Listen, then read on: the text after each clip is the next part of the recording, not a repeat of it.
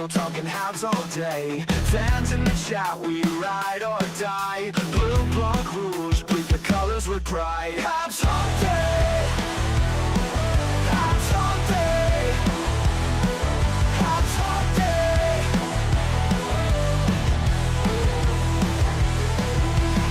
Day! Echoes rise from the forum floor. Bell Center shakes with a thunderous roar. Past and present, side by side. The torch burns on, Canadiens' pride. Habs Hump Day! Habs Hump Day! Habs Hump Day!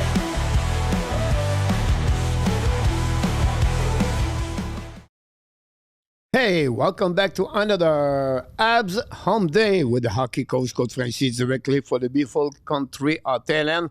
One amazing, great jungle. Hopefully an amazing, great day. And ready to talk about what? Le tricolore, les Bleus Blancs Rouges, avec une grosse victoire de 5-4 hier soir contre les Seattle Kraken and overtime. Hopefully you're ready to talk about your team tonight. This is the place to be every Wednesday night. With the Habs Home Day. And of course, we have a co-host ready to rock and roll talking about the Montreal Canadiens directly from Osbury. Back in the house. And I'm talking about Mr. Marko Larabi is in the house.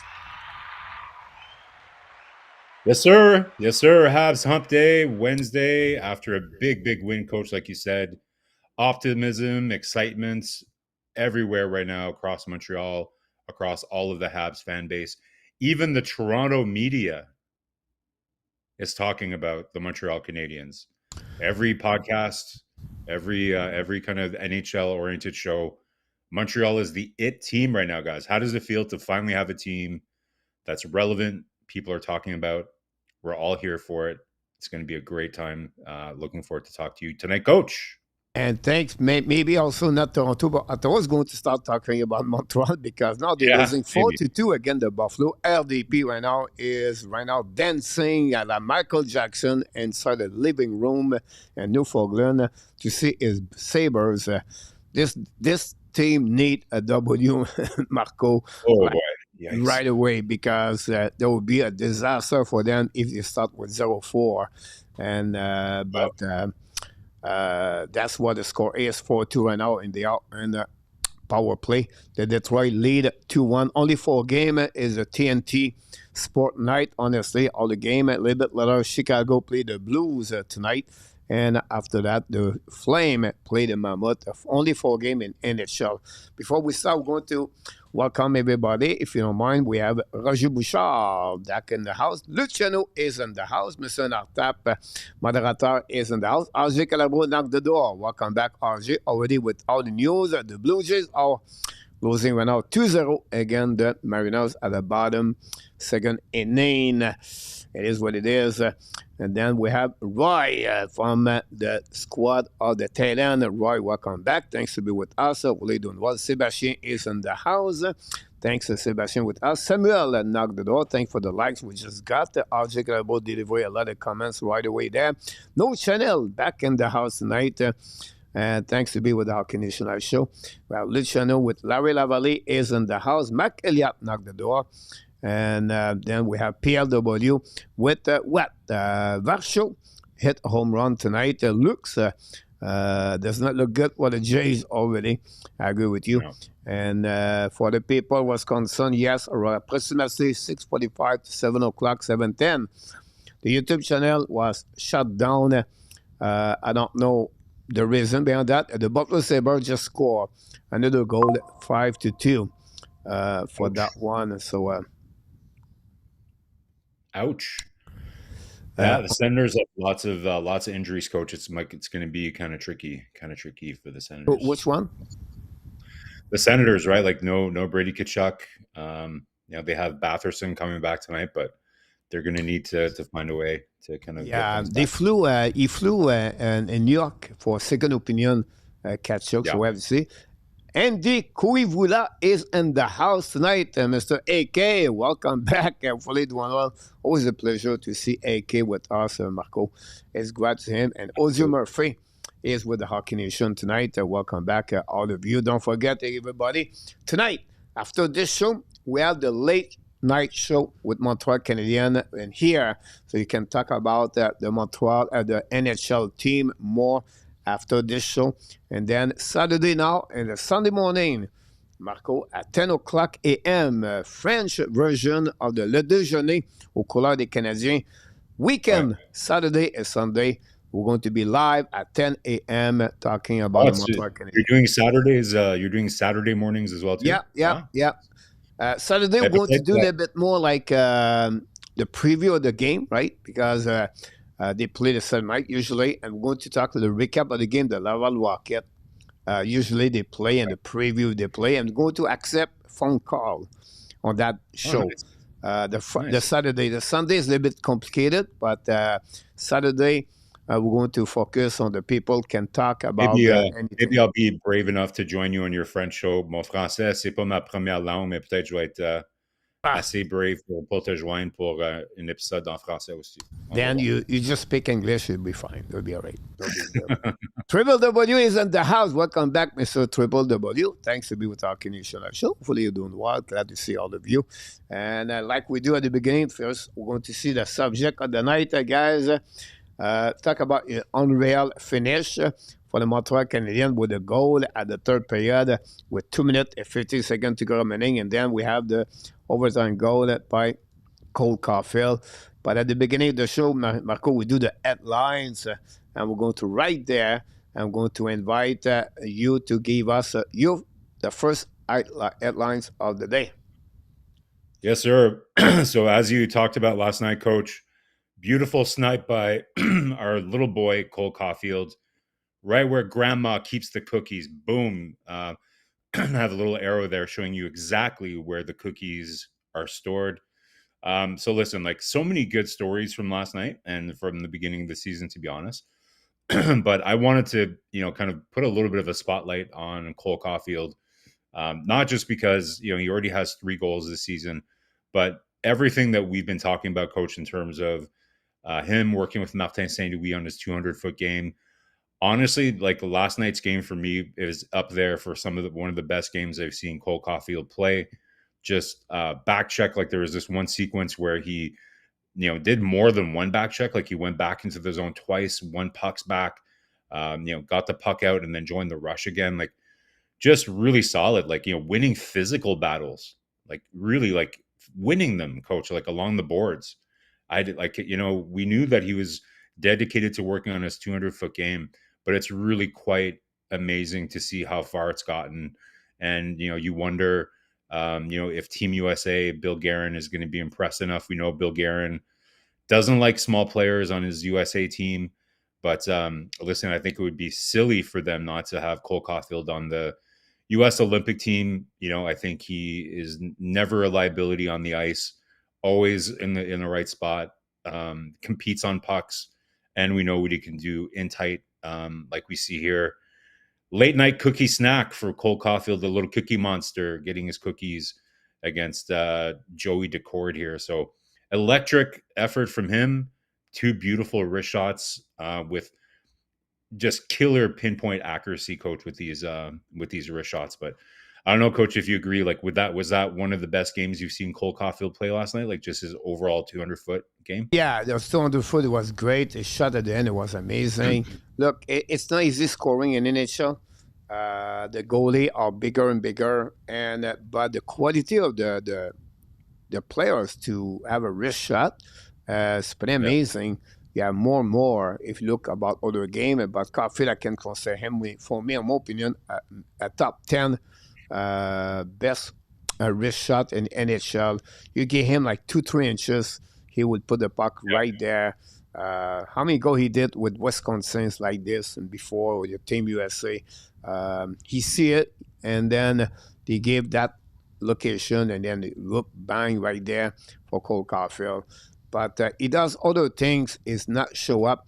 By the way, if you don't mind, Marco, I'm going to bring you there. Listen, Martin Saint-Louis, when you talk about Cole Caufield tonight. Okay. J'ai pas appris à Cole comment marquer des buts. Il est dangereux dans ces situations-là.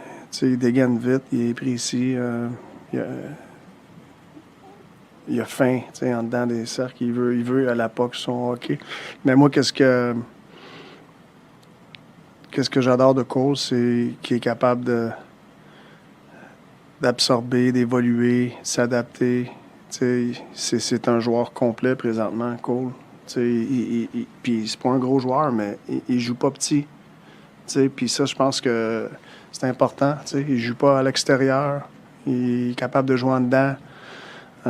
Puis je suis fier de le joueur de hockey qui est là présentement. Tu sais. C'est sûr qu'on aime qu'il marque des buts, mais je suis vraiment fier du joueur de hockey qui devient. Là. Martin St. Louis, Marco, maybe you can explain a bit more tradition in English. Yeah. No, this is a great compliment to my headline coach. So Martin St. Louis talking about, he didn't, and he said this many times before, right? Like he doesn't need to train or to work with Cole on how to score goals. Like he knows how to score goals. But he's just so proud of how he's developed his 200-foot game. He's somebody that competes on pucks, like I was saying, isn't afraid to go into the inside for a small guy. More and more, he plays on the inside. That's why some people think, rather than having him on the left circle in the power play, to have him up front, where he can kind of really snipe up close, might be a good option for the power play eventually. But St. Louis just really, really proud of the player that he's become, and I agree.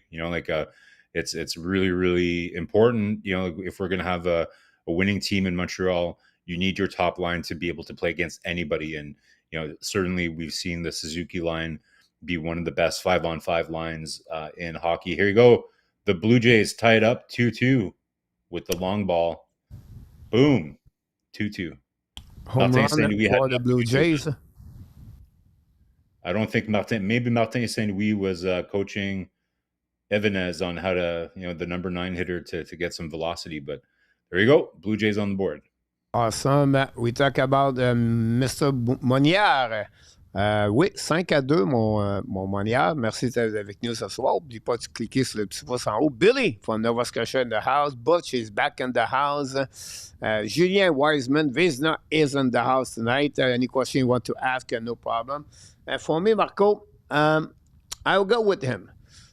Just wait because I think right now he just warmed up last night with 2 points. Even Demidov, what a great performance he did. The great pass he did to Alex Newhook.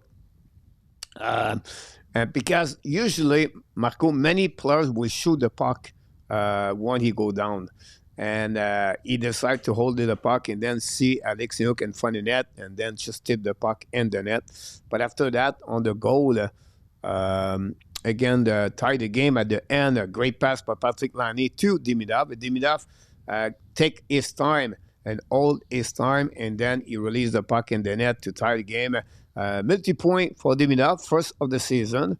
We know the race, the Calder Trophy race is going to be really interesting this year. Last year was really good with Hudson, with Celebrini, Michkov, Wolf, at least 4 of them. And then this year you have already Biome and sort of that. Seneke is another one. You have, of course, Demidov is going to get there exactly. So it's going to be really great race. But Demidov right now, he for me was one of his best game so far this season. And I like the fact like he's go down. He's really control the play. His cutback, his edge work is excellent for me. So for me, I just said to myself, to everyone, guys, all right, I see what you're doing right now. You try to get the Calder Trophy, but I'm going to just wait. Let me play hockey the next 80 game, and then I'm going to show to you guys who I am. When he's going to get a little bit more hotter or maybe more valuable to get more point, I think it could be at some point Martin St. Louis use its front power play to give more time with Evan Demidov. And I like the fact Martin St. Louis is patient like he did with Lane Hudson last year. He did not move out Mike Madison. He waited for the opportunity. He put Lane Hudson there, and then it was for the rest of the season. Now, I think it will be the same thing with Evan Demidov the next couple of weeks, and then he would put him where he's supposed to be. Could be the same thing with the line. Maybe have some kind of modification line. for the Montreal Canadiens. Yes, they went 3-1, but it's not always pretty overall. So we have to wait. But that will be for me, and just a question of time for him to get those kind of TOI. Marko.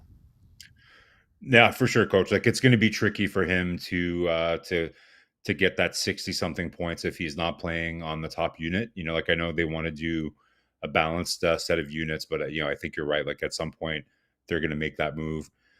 Just an electric atmosphere at the Bell Center last night with Demidov. I don't know if we have it on the coach on the show here, coach, but everybody's circulating about that, similar to that moment where St. Louis coach Caufield on how to do like a fake shot and then kind of take a second shot, and then he did it in a game, so there's that clip that, by the way, friend of the show, Karine Haynes, she's the one that was at the practice and had the video of Martin St. Louis showing Demidov how to kind of like make that move where he passed it to Newhook. And that was circulating around Twitter, where you can see St. Louis was kind of giving Demidov some coaching, and then you see Demidov apply that during the game. So very cool, just an electric player, coach. And, I think, the first couple games, definitely not as visible out there. He had some little flashes here and there, but I think Martin St. Louis, the way that he explained it is that he's still trying to kind of figure out the difference of how to find free space when you're dealing with either man-on-man defense versus zone defense. Those are two different types of coverages, right? So he's still kind of learning how to play in the NHL. So, I think we're going to see a continuous progression with him. Here we go. Toronto Blue Jays. Vladdy with a big double here as well, too. So things are moving for the Blue Jays here, coach. But yeah, electric tonight at the Bell Center. Demidov at the center of it. Very exciting. So much patience on that one goal that he scored. So lots of fun to watch. You're right about that. Who's going to be fired first, Green or Rolf? Lindy Ruff. I think Lindy Ruff for me. So between Green and Lindy Ruff, yeah, like I think Travis Green, I don't think he's in trouble at all. So Lindy Ruff, though, not so much. I think I think they'll probably just make a change. He doesn't have a contract at the end of the season, right? So depending on what happens in Buffalo, they might just kind of see it through the whole season and make a change this summer, but we'll see. Yeah, absolutely about that. I agree with you. For Alec, for Green with Ottawa Senator, we'll see. I think we have to look about what's happening at the beginning of the season right now, but we have to wait a little bit longer to see some adjustment. You have some things going to make those kind of adjustment with time. So Ron with King is in the house. Thank you for it. Don't forget, please, to click on the like. If you don't mind, that'd be great. We appreciate it. After the headline, we talk about the Montreal Canadiens. So let's jump in on the Montreal Canadiens. We have always it's fun news on the Habs home day. We have now the checkpoint, and then we have a breakdown, and then we see. Garreau missed that by 2 feet for the home run, Marko. So he's going out. Guy is in the house. Welcome back, Guy. Thanks for being with our Canadian Live show. I appreciate a lot. So let's talk about the Montreal Canadiens, and let's see what we got here. But before that,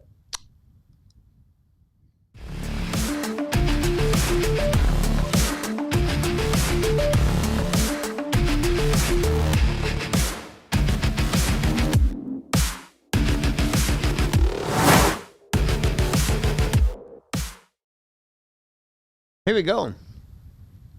Welcome back, Marko. Talking about Montreal Canadiens. Before we start, we're going to give information for Ron.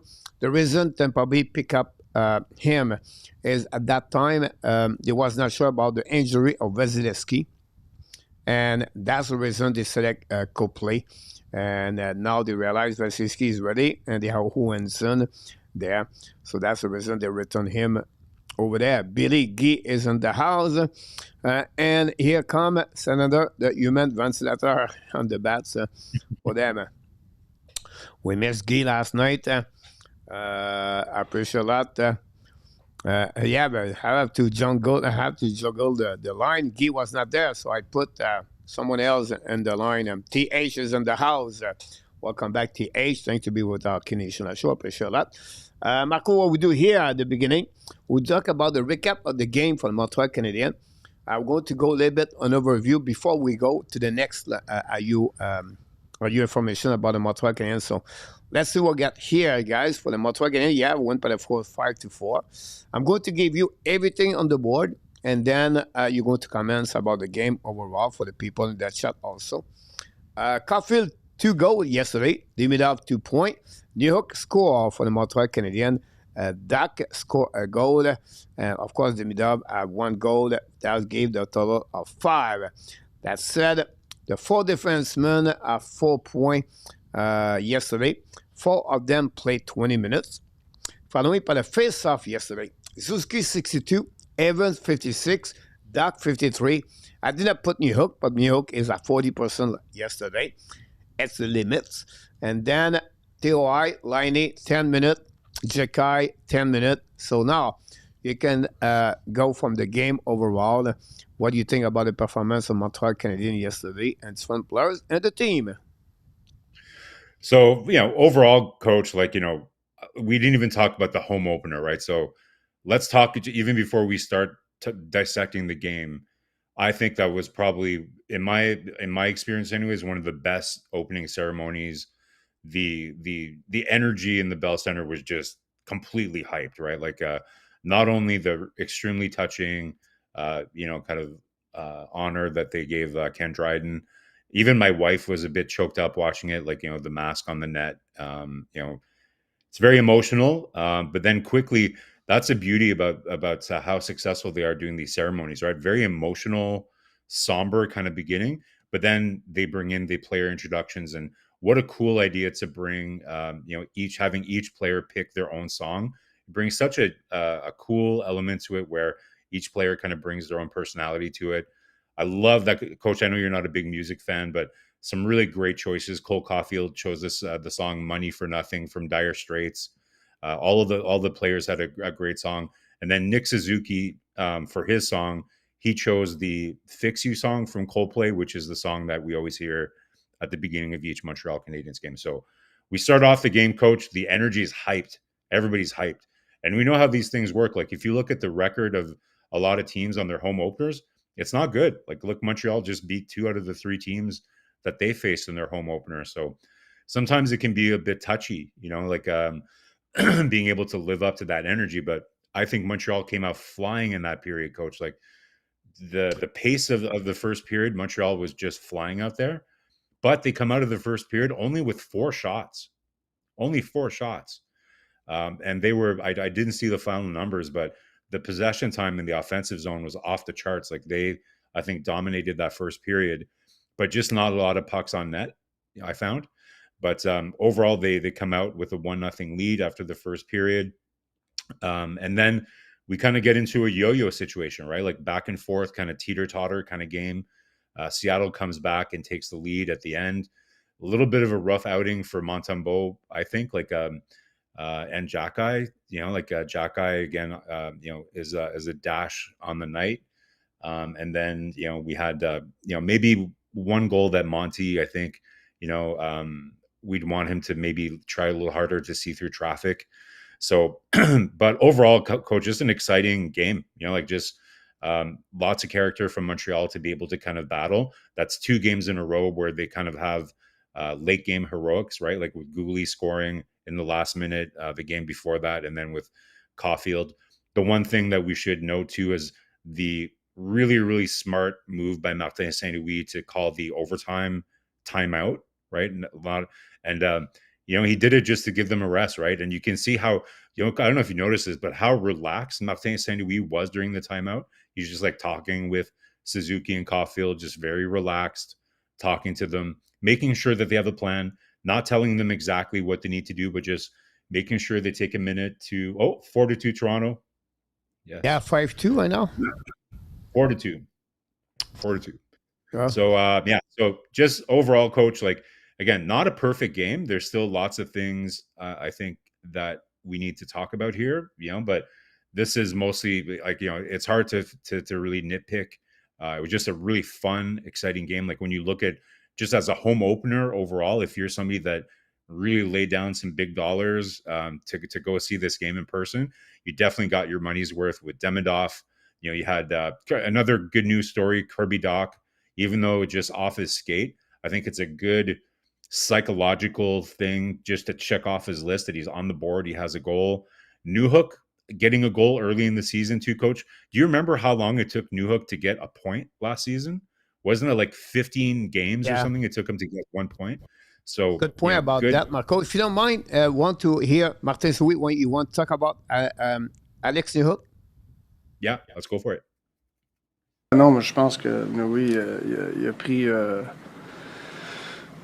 parce que Noé est capable de jouer sur l'avantage numérique. Mais je pense qu'il a pris ce rôle-là à cœur. Puis il fait une très bonne job des avantages. Puis je pense que ça l'influence un petit peu sa game défensive à 5 contre 5 aussi. T'sais, il va toujours avoir sa rapidité offensivement à 5 contre 5 pour s'ouvrir. Fait que moi, comme tout jeune joueur, tu essaies d'arrondir leur game qui soit plus complet, comme Cole. Puis c'est ça qu'il est après faire présentement. Puis je pense que c'est... je sais qu'il peut jouer sur le powerplay. Puis peut-être qu'il va jouer sur le powerplay cette année sur des blessures ou quelque chose, mais non, que ça marche pas. Il est capable de faire ça. Mais s'il continue à améliorer cette partie-là de la game, c'est un joueur encore plus important pour nous autres. Martin, so we talk about Alex Newhook. So, Marco, if you want to add more about the tradition of Martin Saint-Louis in English. Yeah, absolutely. So, by the way, Coach, I love that you're integrating these press parts. Like, I think it's really good for the recap. You're welcome. Right. That's very good. So, so Saint Louis talking about how, and guys, like this is very similar to the story that we saw with Josh Anderson last year. About how Martin Saint Louis giving a player a specific role on the team, and then them being able to build their confidence from playing very well in that role. And we're seeing that. Like since last year, Saint Louis talked about it, that he wanted to see Newhook use his biggest asset, which is his skating, his speed, and be able to apply pressure, not just in the offensive zone, but all over the ice. And by giving Newhook that opportunity to go on the penalty kill, you can see that positive momentum is starting to seep into his confidence 5-on-5. And Martin Saint-Louis talks about how, listen, we know Newhook has the ability to maybe play on the power play. Maybe that will happen. Maybe it won't, depending on injuries and performance. But right now, he's really happy with kind of how Newhook is really owning that role of being on the PK, him and with Kapanen on that second wave of PK. And Coach, like I said, it's a very, very similar story to Josh Anderson last year. I had brought this up. You guys laughed at me, but I'm like, why don't they do that with Jonathan Drouin when he was here? Because he has good speed, good smarts. I think that would have been a very good move for someone like Jonathan Drouin. It's a great way to rebuild a player when nothing is going and there's too much pressure or whatever. Just focus them on one job, doing that well, and then it can kind of bring confidence to the rest of their game. So really like that move. And great point by Enertap too about how, this is, it's the famous like first game back after a long road trip.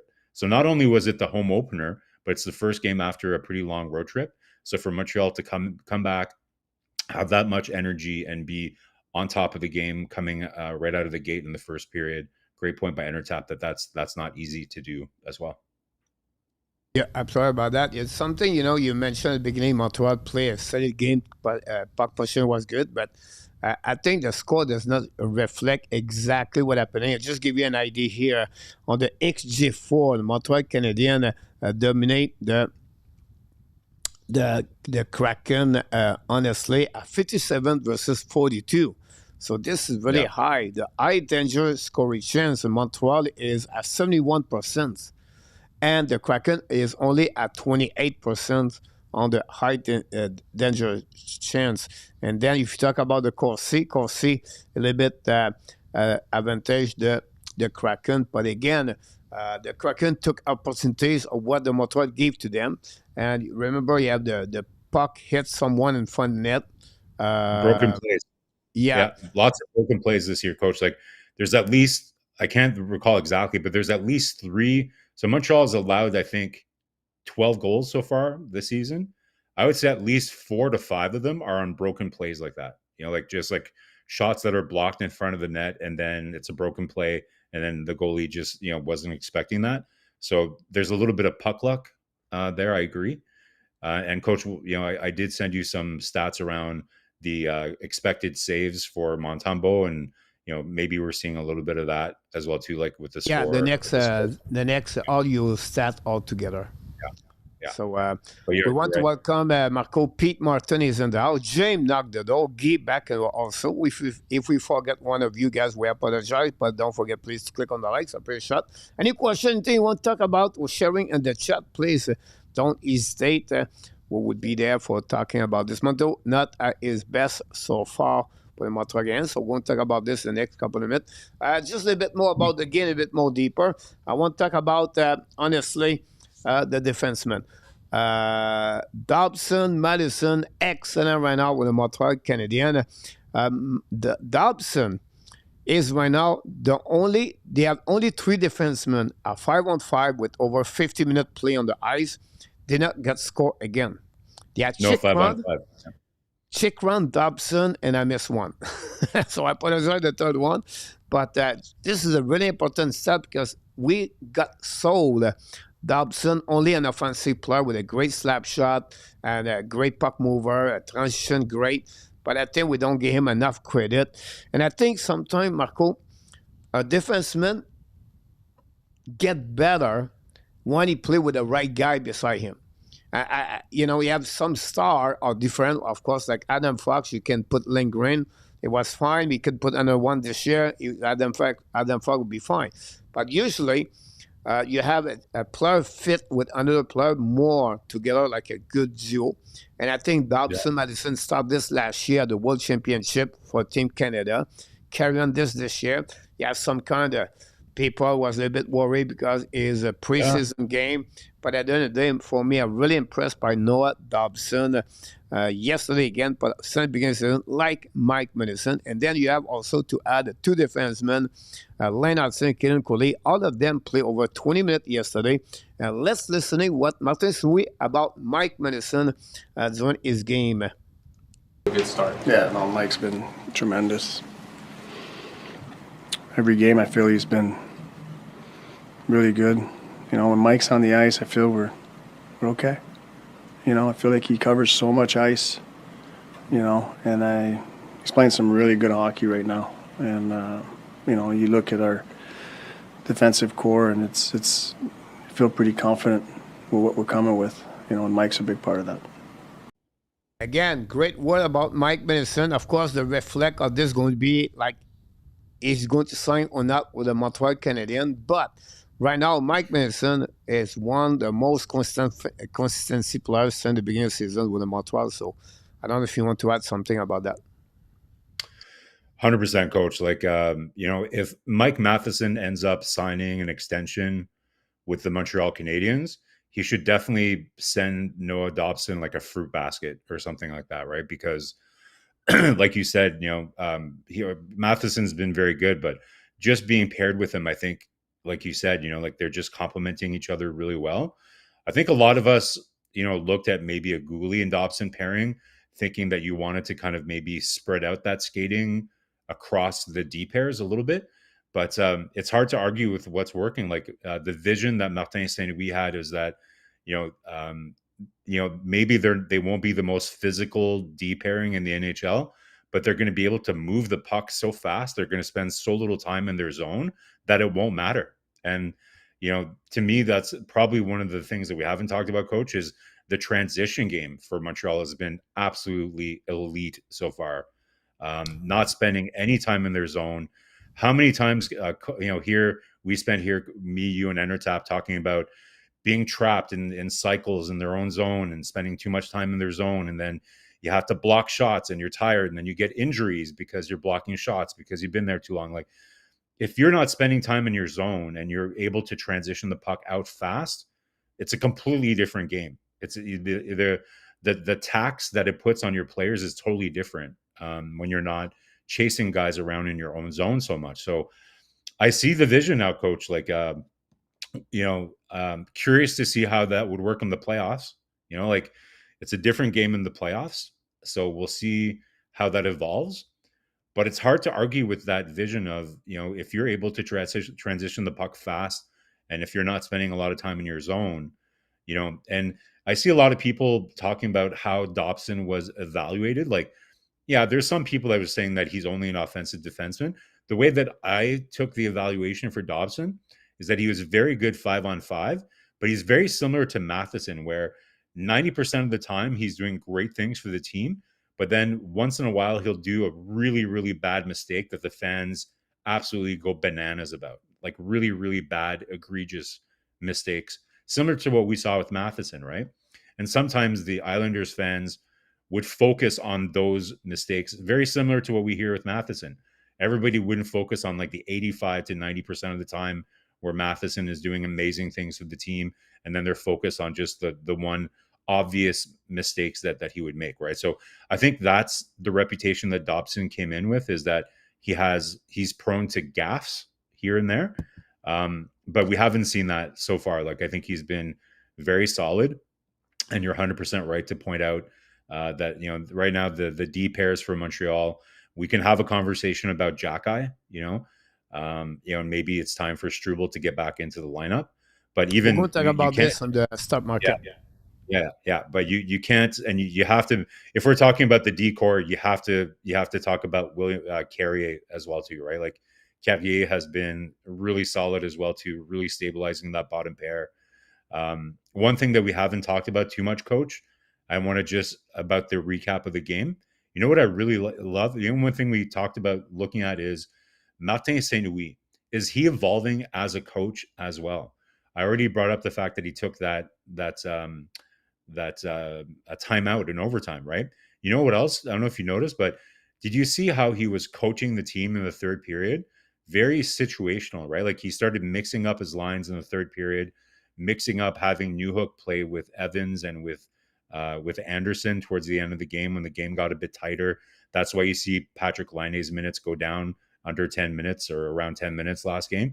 So I love that Martin Saint-Louis is coaching situationally, Coach. He's not just like, I know we want to roll four lines, but sometimes it's good to, like, I just like to see him maturing and becoming more sophisticated as a coach and seeing the times of the game and making interesting personnel decisions, whether it's having Carrier play with Gouli or with Hudson. So usually, Marko, is a great comment you mentioned. I'm sorry if I cut you, but I want to bring you to something like every time the power play is over, he bring Newhook, Anderson, and Evans with Carrier, Cole, or Madison.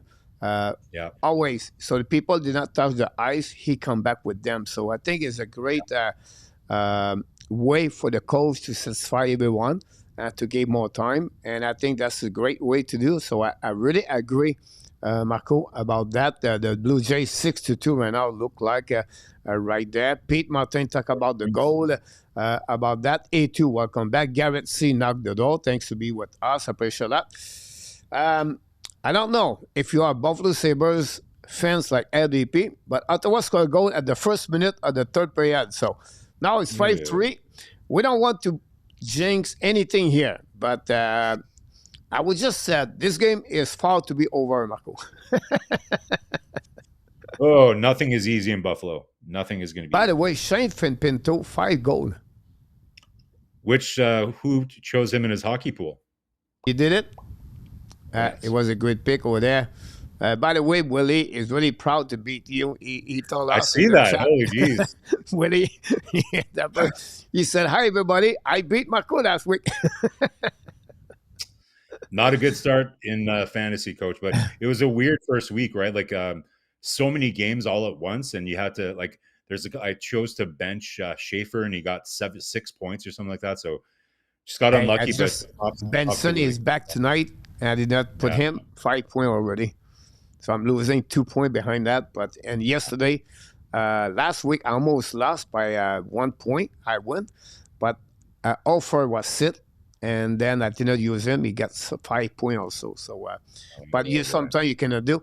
By the way, 17 minutes to go. 5-4 for Okay, I'm gonna switch. Buffalo. I'm Last gonna Eller switch scored it. his first goal. So again, guys, I don't want to anything, but if Ottawa tie the game, and you never know what could happen about that, but we'll see. 6-2 Blue Oh my. Jays. Claude Richard is in the house. I just want to let you know, guys, if we have game number 5 of the series, Mariners, this is game number 3, game number 5. I think it's Friday night.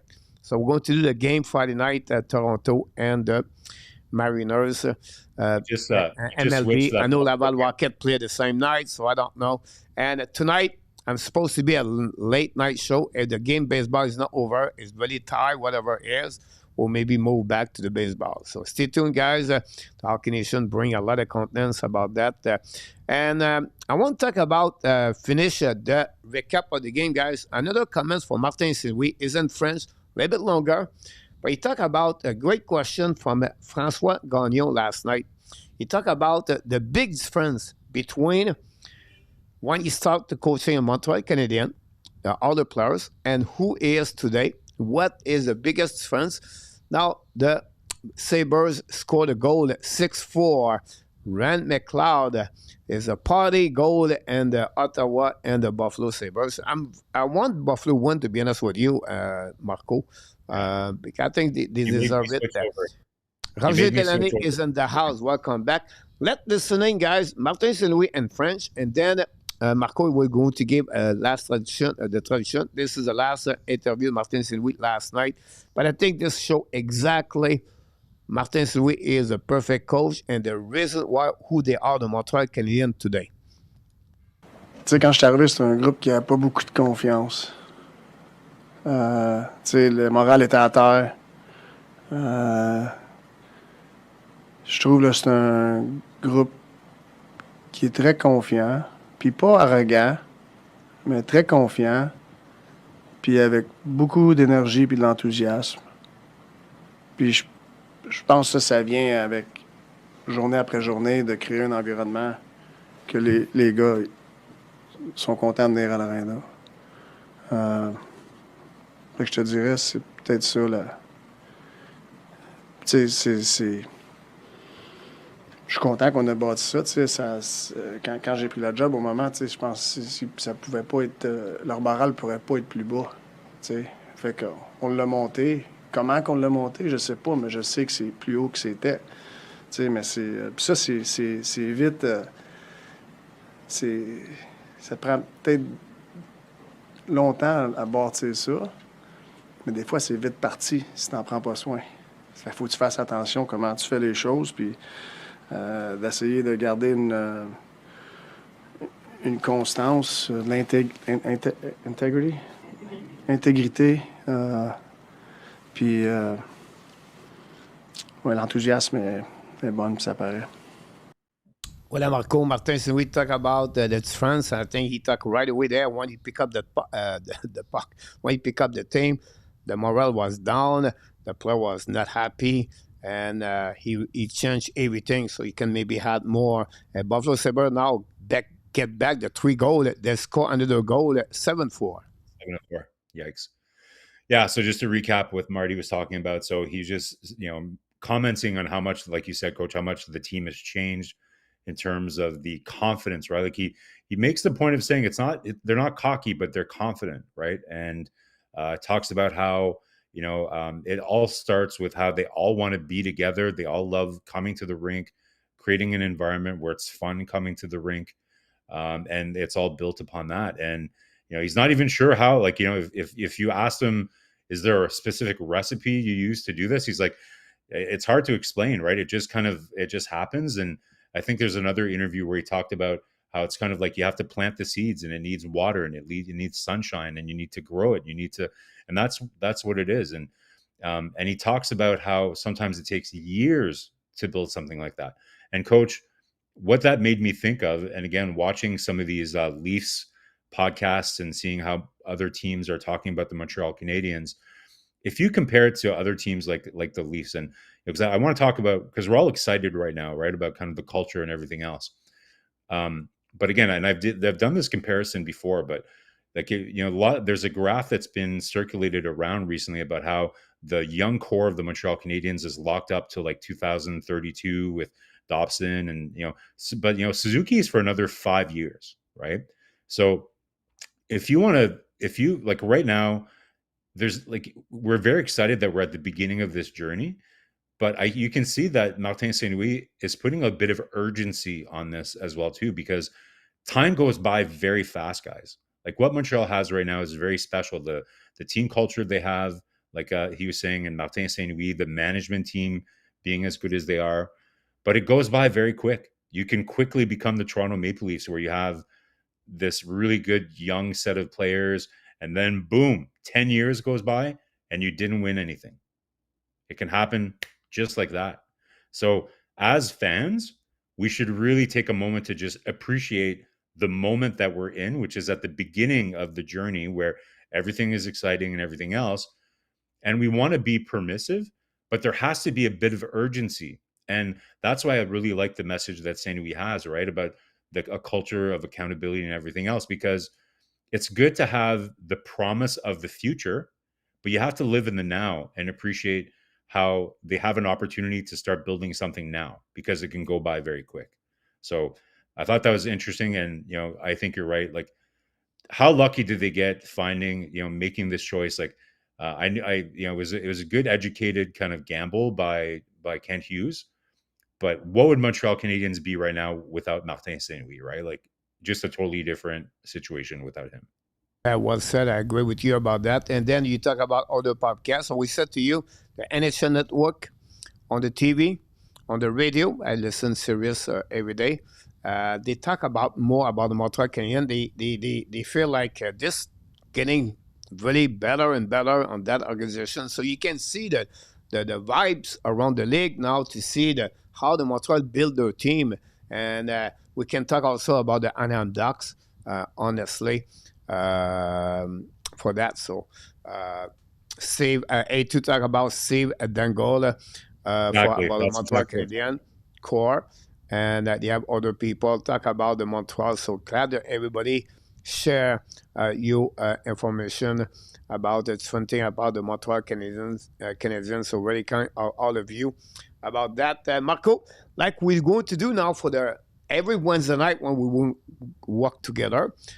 We call this the Ab Home Day, but we do two different section in the show. Yeah. And then we're going to start with a check, if you don't mind. So it's a home check, honestly.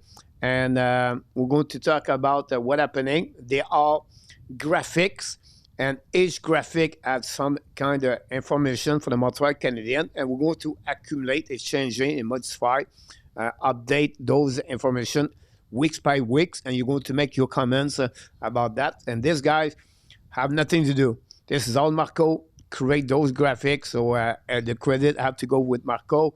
That helping me to do some other things.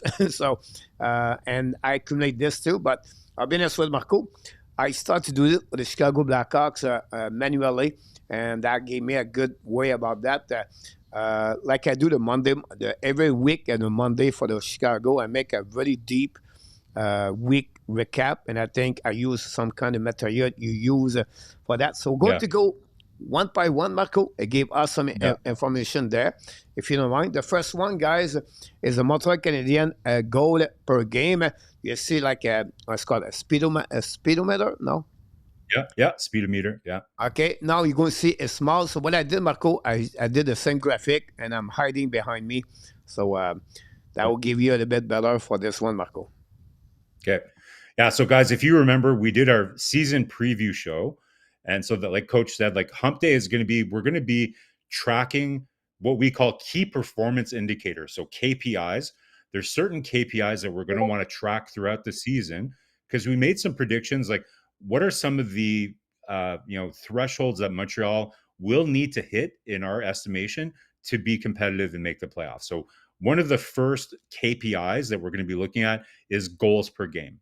So we estimate that in order for Montreal to be competitive, for them to be top 10 in the NHL in goals per game, they're going to need to be somewhere around, maybe, like 3.50 per game, to be in the mix, or even like, 3.4 per game. And as you can see right now, Montreal has, they're actually at 3.75 goals per game right now. So they're currently fourth in the NHL for goals for per game. So they played four games and they scored 15 goals.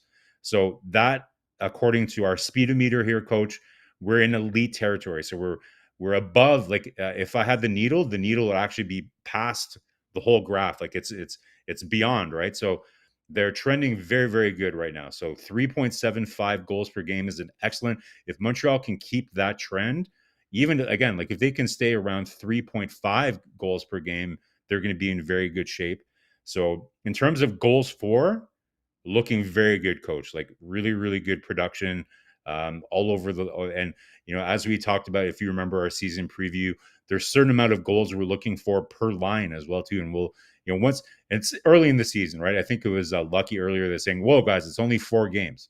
Yes, I understand it's only 4 games, but that's why we're looking goals per game, right? And we're going to continue to track to see how's this statistic looking throughout the year to see if they're tracking in a good way. So goals per game, Coach, would you agree? Like they're operating way higher than we could have even hoped so far, anyways, right? Definitely. I think right now they are about one goal more per game compared last season. So this is a great. They scored 245 goals. Remember that in last season for the Montreal Canadiens. So look, I think it's a bit too high for right now, but we have to see this going to be low. But if they can go with Marco about 3.25, that would be the good number we're looking for the Montreal Canadiens. But that's the change now. And the reason behind the change is not only the line outside now, it's the transition Montreal Canadiens bring for the defenseman, Marco.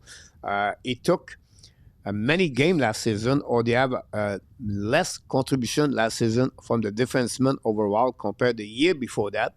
And this year, we're already Alex Carrier have 2 points.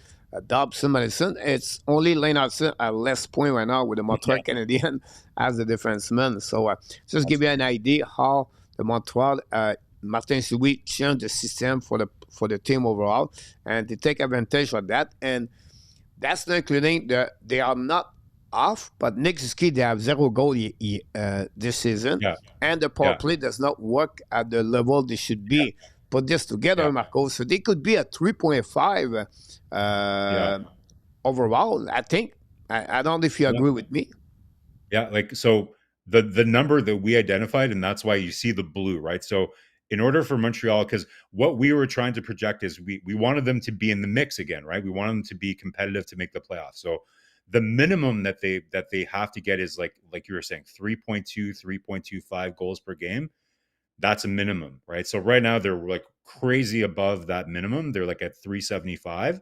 So if they can even be at 3.3, 3.4, they're going to be in amazing shape. As long as the goals against, which will be our next slide, right? Like as long as the goals against per game stays okay, then they're going to be in very good shape there for sure. So guys, let us know kind of what you think. Like, do you think Montreal's, do you think they're overachieving right now in goals per game?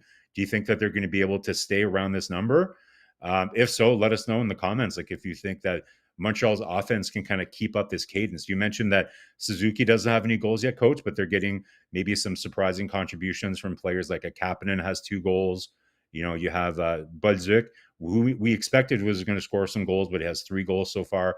So again, very early here, guys, but goals per game looking very, very good. Let us know kind of what you think. Did you want to move on for goals? Yeah. Let's move on to the next one. And next one, guys, I talk about the goal again for the Montreal Canadiens play. So honestly, we'll go from goal 4 to goal again. 3.0, a little bit on the contending, I believe, on the grain, almost like the playoff side for the Montreal Canadiens. And Marco will let you know talking about this, and then we're going to go back for the next subject. Yep. So, Coach, the objective for this one, as you can see below here, we're hoping that Montreal can stay at around 2.98 goals per game. That would put them in the top 15 in the NHL according to last year's statistics, right? So right now they're slightly above that. So they're slightly above the number that we would, but very like they're right there, right? Like they're right in the right in the right range. But because they're way above in terms of goals per game, then it's working out pretty well, right? So if they end up being a little bit higher goals against per game, but they stay at the same goals for, then it's not going to be an issue. But we expect probably that the goals per game is going to go down. It's not always going to be scoring 3, 4, 5 goals a game here, right? So I think we'd like to see, and there's going to be some goaltending metrics that we look at in a little bit here, Coach, that might explain some of that a little bit. But a little, so far so good. I think overall, you talked about the Corsi numbers and the possession numbers. I think overall, like Montreal's 5-on-5 game is trending really well. But so overall, Coach, I think goals per game, we're right where we should be. Maybe there could be a little bit of an improvement, but I'm not that concerned right now. How do you feel about the goals against per game? Last season, they gave 265 goals last season, so they have minus 20. For me, what I'm looking for is, honestly, the goal differential. The goal differential is really plus what now? Plus +2 right now. +2. So that's what we're looking for. That's a good thing about this. The 5-on-5, they have more goal for versus more goal again. That's another good news about that. But at the end is the system together. I want to be sure. And then I don't. You have to remember, guys. They have 2 empty net on this goal. Yeah, right. You're right. You can almost take those 2 empty net goals out, right?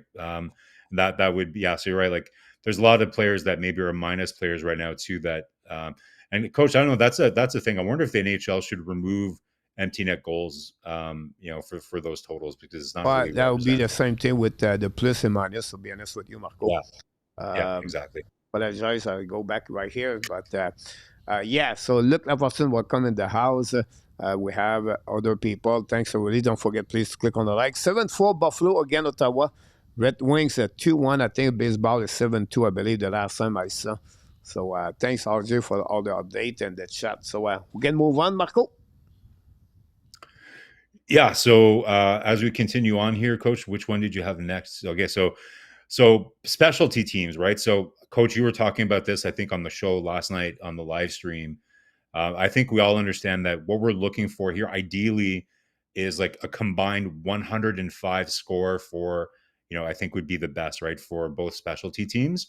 So this is probably the biggest area of concern right now. And I think the eye test kind of confirms that, right? So you have that 2 for 10 power play game that really doesn't help their power play percentage at all.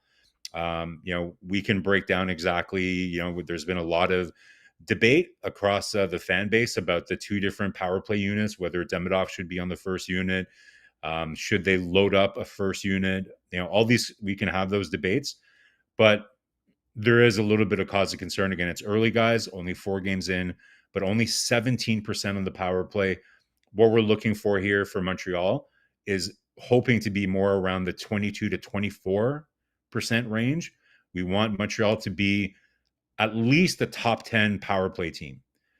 Because last year we know that Montreal finished 11th on the PK, but we know that Montreal's lost some pretty important PK pieces this year, right? So we were anticipating that maybe the PK was going to suffer a little bit. So in order for Montreal to be in that 100 to 105 combined specialty teams number, we expected that. And I think with the talent that Montreal has, I think we all expect that the power play should be a top 10 power play, Coach. Like there's no excuse for Montreal not to have a top 10 power play. So lots of questions for Martin Saint-Louis right now. Again, it's very early, so we're not panicking, but definitely something to go back to the drawing board. I know Martin Saint-Louis can be a bit stubborn, and he wants to kind of see how his plans are going to work. And we did see some magic between Demidov and Laine towards the end of a power play. I don't think it was a power play goal that Demidov scored. It was at the end after a power play. Yeah, it was at the end, honestly. Yeah. So listen, like we'll give Martin Saint-Louis some runway here to kind of see if his vision, like, we're talking about the vision of having Dobson and Matheson play together. So listen, I trust in Saint-Louis' vision, but it's something that they're going to have to look at. For the PK, I think overall it's holding its ground. Like I think Montreal was performing a little bit better last year. They're more like at like 81%, I think, so I think, a little bit of room of improvement there. But overall, I think defending itself pretty good. Losing some key defensive zone draws, though, with Newhook having to take a couple of those. So, want to kind of see how that's going to continue to play out. But overall, I guess, Coach, would you say, what are your biggest question marks for the Montreal PK right now? Obviously the Newhook and Kapanen unit had a really good first game where Kapanen scored that shorthanded goal. You can see that they're very good at pressuring the puck when before the team enters the zone. But what do you think of their in-zone coverage? Like, I think they're very effective at putting pressure to stop entries. But what do you think of Newhook and Kapanen when they're set and when they're actually defending on the PK? That's the first question. And the second question so far is, what's your assessment of Jack-Eye so far being called to kill more penalties this year compared to last year? Like, are those two of the things you're looking at? Yeah, so for the PK overall, they were really aggressive, and they have because of speed. By the way, you could score 2 goals this year, at least 2 more goals on the PK. So I like the fact, but sometimes you have to be sure your goaltender Marko make the big save on the area sometime. And the PK, I hate it, but they always use a defenseman in front of the forward, right? And that's That not down low play. exactly. Second thing, we're the biggest friend. We don't miss Armia and Dvorak. I'll be honest with you, I don't see like, wow, we'll miss them. But we miss Savard. Savard was good to cut the pass from yeah. So yesterday, I think he had a goal for the Seattle Kraken for a great pass for Shane Wright, right from the back door. But I think overall is this part.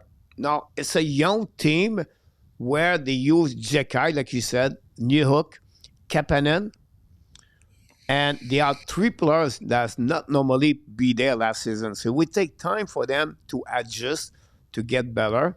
And I know some people do not like it, but if Jekai cannot play on the PK, Marko, he's going to play 10 minutes per game, 12 minutes per game. So he needs to step up to get a little bit better on the PK side if you want to get more TOI and a shot. I don't blame him for everything. Yes, 1 goal, he was on the ice for that one, for the PK, but it is what it is. But overall, I like it. It's just they need to be a better chemistry between them. I like the aggressivity for sure.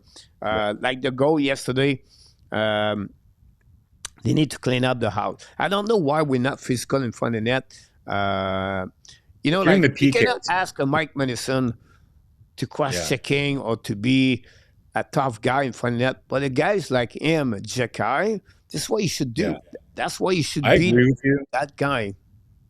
I agree with you, Coach. Like 5-on-5, I don't think you're like, unless you're directly battling with a guy, like it depends on what the setup of the power play is, right? Like if they have a guy in front of the net, and you're going to be battling, but on the PK, it's really just about cutting lanes, right?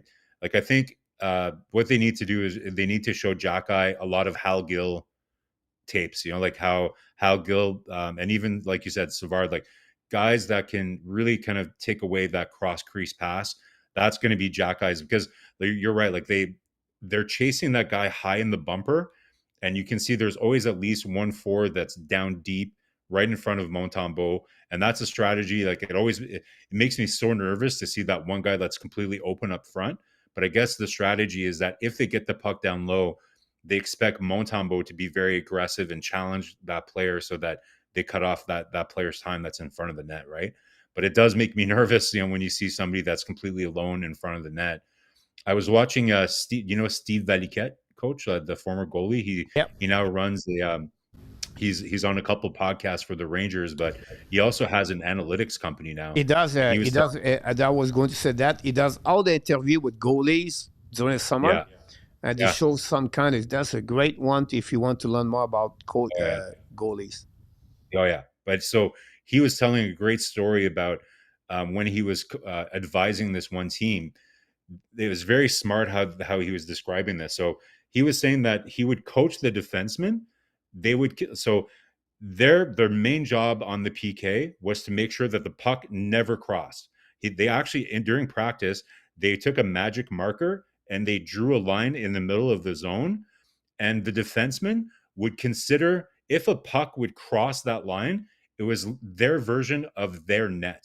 So if the puck crosses that line, it's like they're letting the puck in the net. And that was kind of the mindset that they gave the defenseman. So I think that that's really important for Jack Eye, is to really consider his main job is to not allow pucks to get across that goal line when teams are set up that way, right? So lots of opportunities to learn. But overall, coach, I think it's not terrible, the special teams here, but compared to kind of what we're seeing in some other places, this is definitely something that they need to kind of improve on if they want to keep up this good start. These specialty team numbers are going to need to get better. Like I said, we're looking for at least 22%, I think would be good. 20% at the bare minimum, if they want to be like 18th in the league. So to be in the top 10, you're looking at 22%. And the PK, all we're expecting for them to do is to stay around that 10th, 11th, 12th. Like if they can stay in the above tier, they can't drop too much. But I think that they'll be fine. So something to keep an eye on. Marko, beside the number, like put the where they are in the standing. Does that make sense? Like 78, where they are 22, 23rd. I think. Yeah. I think that would be good. Maybe not the 95 because you're checking all the team, right? They don't give it, but I think 17 is 78. Nothing wrong, by the way, but I'll just give you a little bit more. No, that makes sense. The next one is, there was this one. The next one is this one, the goal differential at 5-on-5 that gave us guys an idea what they are, the Montreal game. This is a stat where PLW talk a lot in the chat last season about the Montreal Canadiens have to be better on 5-on-5. If you do better, you have better chance, Marko, to be in the playoff. Absolutely. So PLW, this stat is for you, my friend. I know this is something you brought up a lot last year. And I think it is important. So, and again, guys, I know it's only 4 games, but the whole point of this show is we're going to show you this week after week so you can see how things are trending, right? So right now, looking pretty good. Let's not forget, Montreal was the only playoff team to make the playoffs that was a minus team, that had a negative goal differential last year. So far trending in the right direction. So you've got a +2 for 5-on-5 overall. So you got 11. So, basically we're removing any special team goals here. But this does include empty net goals. So that's another point too, coach, that, that does include empty net goals. So really, the 5-on-5 probably looks even a bit better. I guess you could technically say that 5-on-5 doesn't count 6-on-5, right? But overall, very, very good so far. I think this could be even better if, we're going to look at the goaltending numbers a little bit here. I think the 5-on-5 numbers could be even better. I think the possession numbers and the Corsi and all the other analytics show that Montreal is driving play pretty good. Although the bottom 6 lines, especially the Evans line, has not been generating very much at all. I think it's actually the second worst in the entire NHL right now in terms of high danger chances that are being created. But overall, looking very good, coach. We want to see this trend continue. Just looking at my notes here, what we're looking for them to finish the year, we want them to be at a goal differential of at least +10. If they can finish at least +10, they should be in good shape. Like that would be at the bottom of the top 16 teams. You want them to be in the top 16. So if they can finish at about +10, they're going to be in very good shape. And that would be such a dramatic improvement over last year. So that's kind of what we're looking for there. Great point about the goal differential for the Montreal Canadiens. And my heart is broken, Marko. Benson, 6.6 points tonight. Oh, and you were going to trade him to me too on the first day. And he has like 5. Now I trade by 4 points. So imagine that. I will be in fun. And he has Thompson. So he got 3.6 and I get 6.6, but -3. So this is a 9 points differential on that game tonight. And Ouch. I blame the ESPN did not let me know he was played tonight. But it's my I'm not having a good night either, if that helps. here we go. Senpai, welcome in the house. All right, so moving on, Coach. So this is something we want to keep an eye on too, is the expected goals against. So Montembeault not looking super good here. So I just wanted to kind of show you where he ranks in the NHL right now. Again, you're seeing some of the goalies there are pretty damn good as well too. You've got Allmark, you've got Dustin Wolf, you've got Aiden Hill, Vasilevsky. So listen, he's not the only guy there, but this is something that Montembeault consistently over the last couple of years has always been towards the top of the league at is expected goals against. So it's a little bit uncharacteristic of Monty. So I thought it was worth pointing out, something that we should kind of keep an eye out on for sure.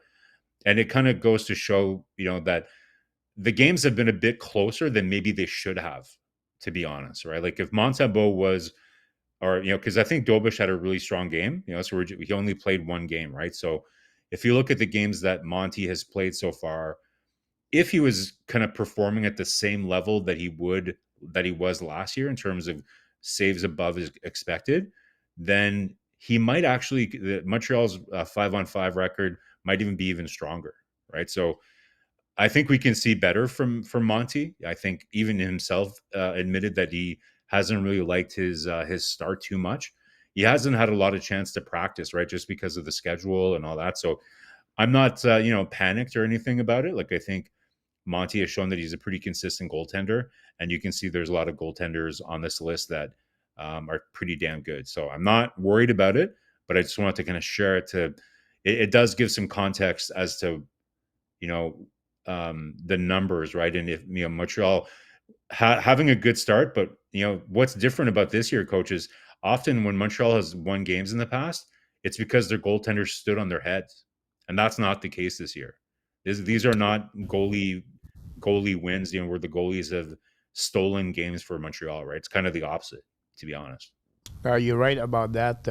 Look, this is like some people said it's a little bit small, simple size. It's too small for PLW. I agree with you. You can see Vasilevsky there.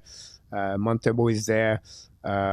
Wolf is there. Ulmark is there. So we have to wait a little bit more longer. But at the same time, Yavato Goaltender did it. Dobesh did it. Since Spencer and I for Chicago, guys, the reason Chicago are 1-2-1 is because the goaltending performance overall. So we have to wait a little bit more for what happening for them, the performance. So thanks, Marco, for the check for that. We're going to move now on the breakdown blueprint, where with who stock is rising and falling. So Marco, honestly, you did not know how I did that, so I'm going to give you a little bit more information. So what I did, I go by line, Marco.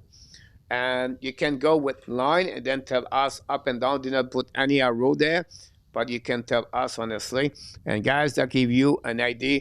Every week, we're going to evaluate the player for the Montreal Canadiens one by one very quickly. But if you think his stock is high, of course, it's only 1 week, so it's not like long. But we're going to reevaluate from what it was the week before and the week they just did. So let's see, Marco, with the first, with the first line, Caufield, Zuski, and Sarkoski. Yeah, and again, guys, the point of this segment is that we know this season we've talked about the different stage of the rebuild that Montreal is in, right? The asset collection phase is over. Now it's in the roster construction phase. So the reason that the reason we call this the blueprint breakdown is we know that Kent Hughes and Jeff Gordon are looking at who's part of the core. So this segment is really about looking, okay, so if you're the GM of the Montreal Canadiens, which people are their stock going up and are they part of the blueprint, right? So if you look at Cole's at the first line, to me, Coach, I would say that it's flat. Like it hasn't gone up, it hasn't gone down. I would say, their stock is holding steady. I think you're getting what you expect out of that line. I don't think Slav he's had an okay start. He has that one goal. He's been pretty physical.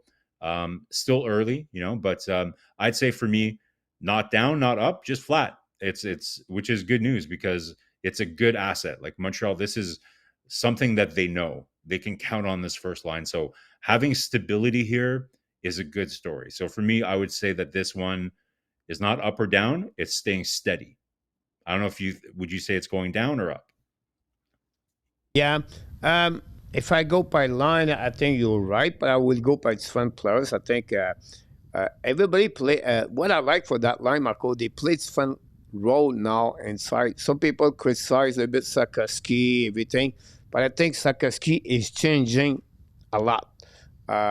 He is right there in front of the net more. He battled for the puck more.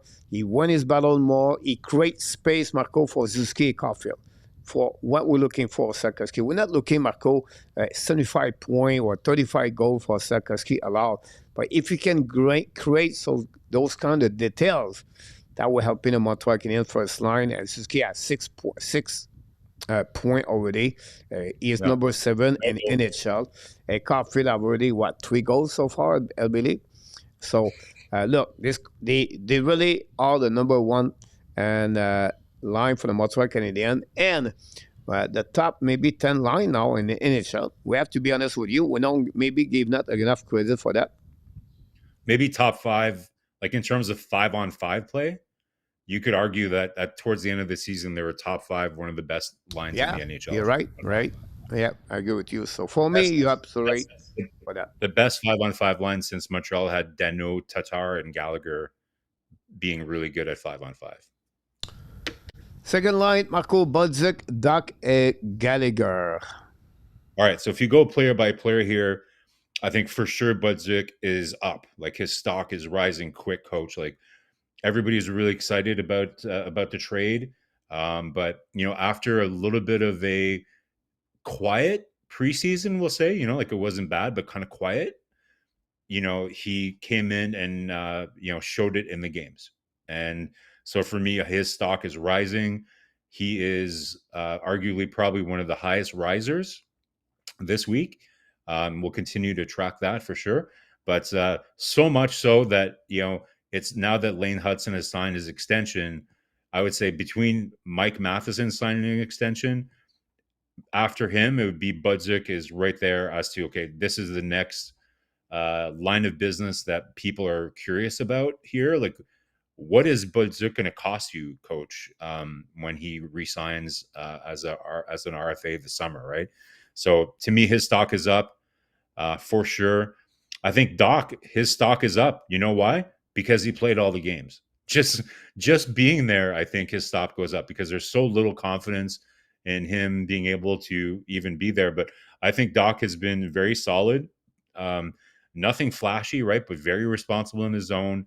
We saw a great kind of result for him in the faceoff dot last night. Got his first goal. So again, listen, still room to grow for Doc, but I think his stock is up just because he's healthy. He doesn't look out of place. His legs have looked pretty good. Like he's moving around pretty good out there. So I'm liking what I see from Doc. I say his stock is up. And Gally. So to me, this whole line is up because, listen, we all know what Gally brings. But for me, coach, like looking at how well Gally is moving, like, and his cardio this year. Did you see last game, coach? He almost beat 2 icings with his feet. And it wasn't even just the beginning of the shift. Like he seems faster. His cardio seems better. And it's really, really helping his overall game. This was not on my bingo card of having this line. Like if you asked me to predict that this line would play together, this is not a line I thought was going to be together at all. I don't think anybody did. Right. But so for me, every single player on this line, their stock is going way, way up. And overall as a line, a very unexpected combination, but one that seems to be working well for the moment. I don't know how long it's going to last, but for the moment, it's working pretty well. Yeah, right about that. A lot of comments in the chat. So my second line, overall, this line surprised me the most since the playoff, the season. I did not expect that combination, all three. I would say to you, Budzik high for me. Gallagher surprised me with 4 assists. He's not an assist guy. Like Gallagher never been like guy like 22 goals and 35 assists because he never reached those kind of number of points before he played with Philippe Danault and Tatar. But this is great for Gallagher. But for Kirby Dak, it's for me right now is healthy, and that's good for me enough for me. Say, okay, we see what's going to be the next 10 game. Honestly, it's a little bit too early. Sometimes it's for me it's two things: consistency, Marco, with is healthy and is face off. If he can accomplish three things right there, and he cannot hurt the team on defensive side on the defensive zone coverage, it's winning. Everything else, Marco, point, Bonus. goal, everything, it's Bonus. good. But right now, there's Yeah. the three things I'm looking for the first 20 game of Kirby Dak. Then after Yeah, that, I'm I'm going with you. to adjust after that. And so far, like I would say for those three things, I liked it. Like again, he's been very responsible. He's been coming back low, like coming back down in the zone on the right side of the puck. So I like his game so far. Like strictly just being responsible and doing his job. Again, like I think we saw a couple flashes, or a couple rushes, and a couple plays.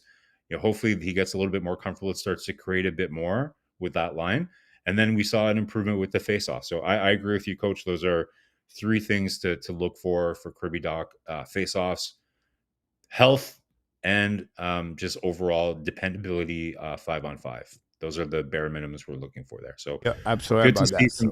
that. Good to see from the second line. Let's see how we're trending with the third line here.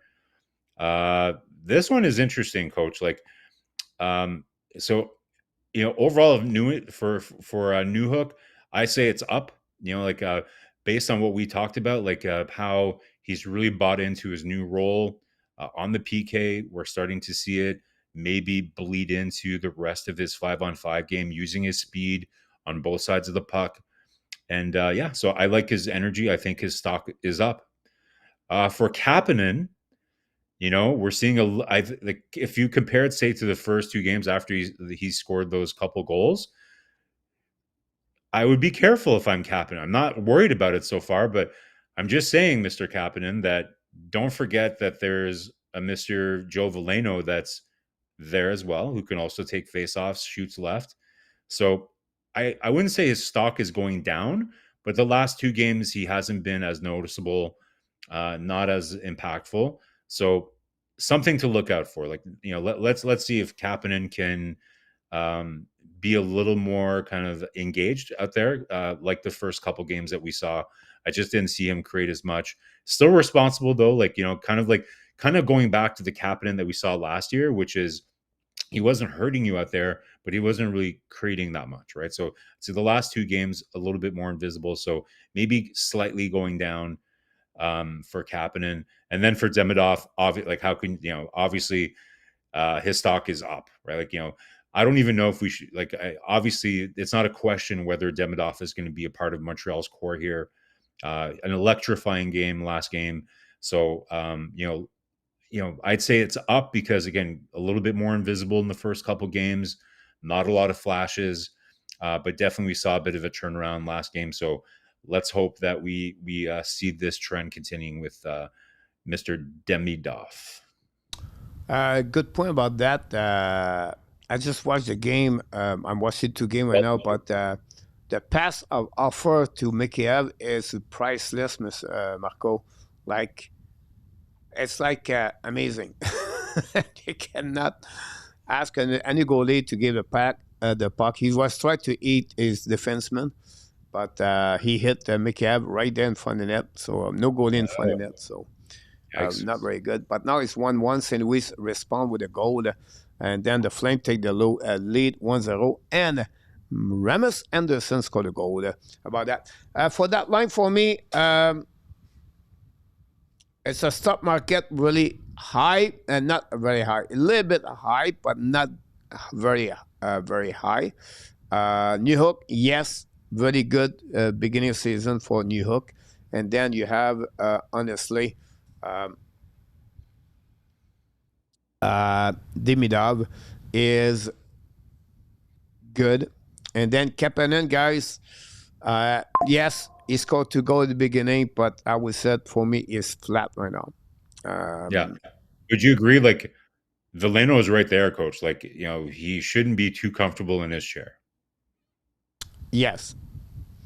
I feel like question of time before Joe Vellano part of the lineup for them, but we'll You know see that the third you line. know that St.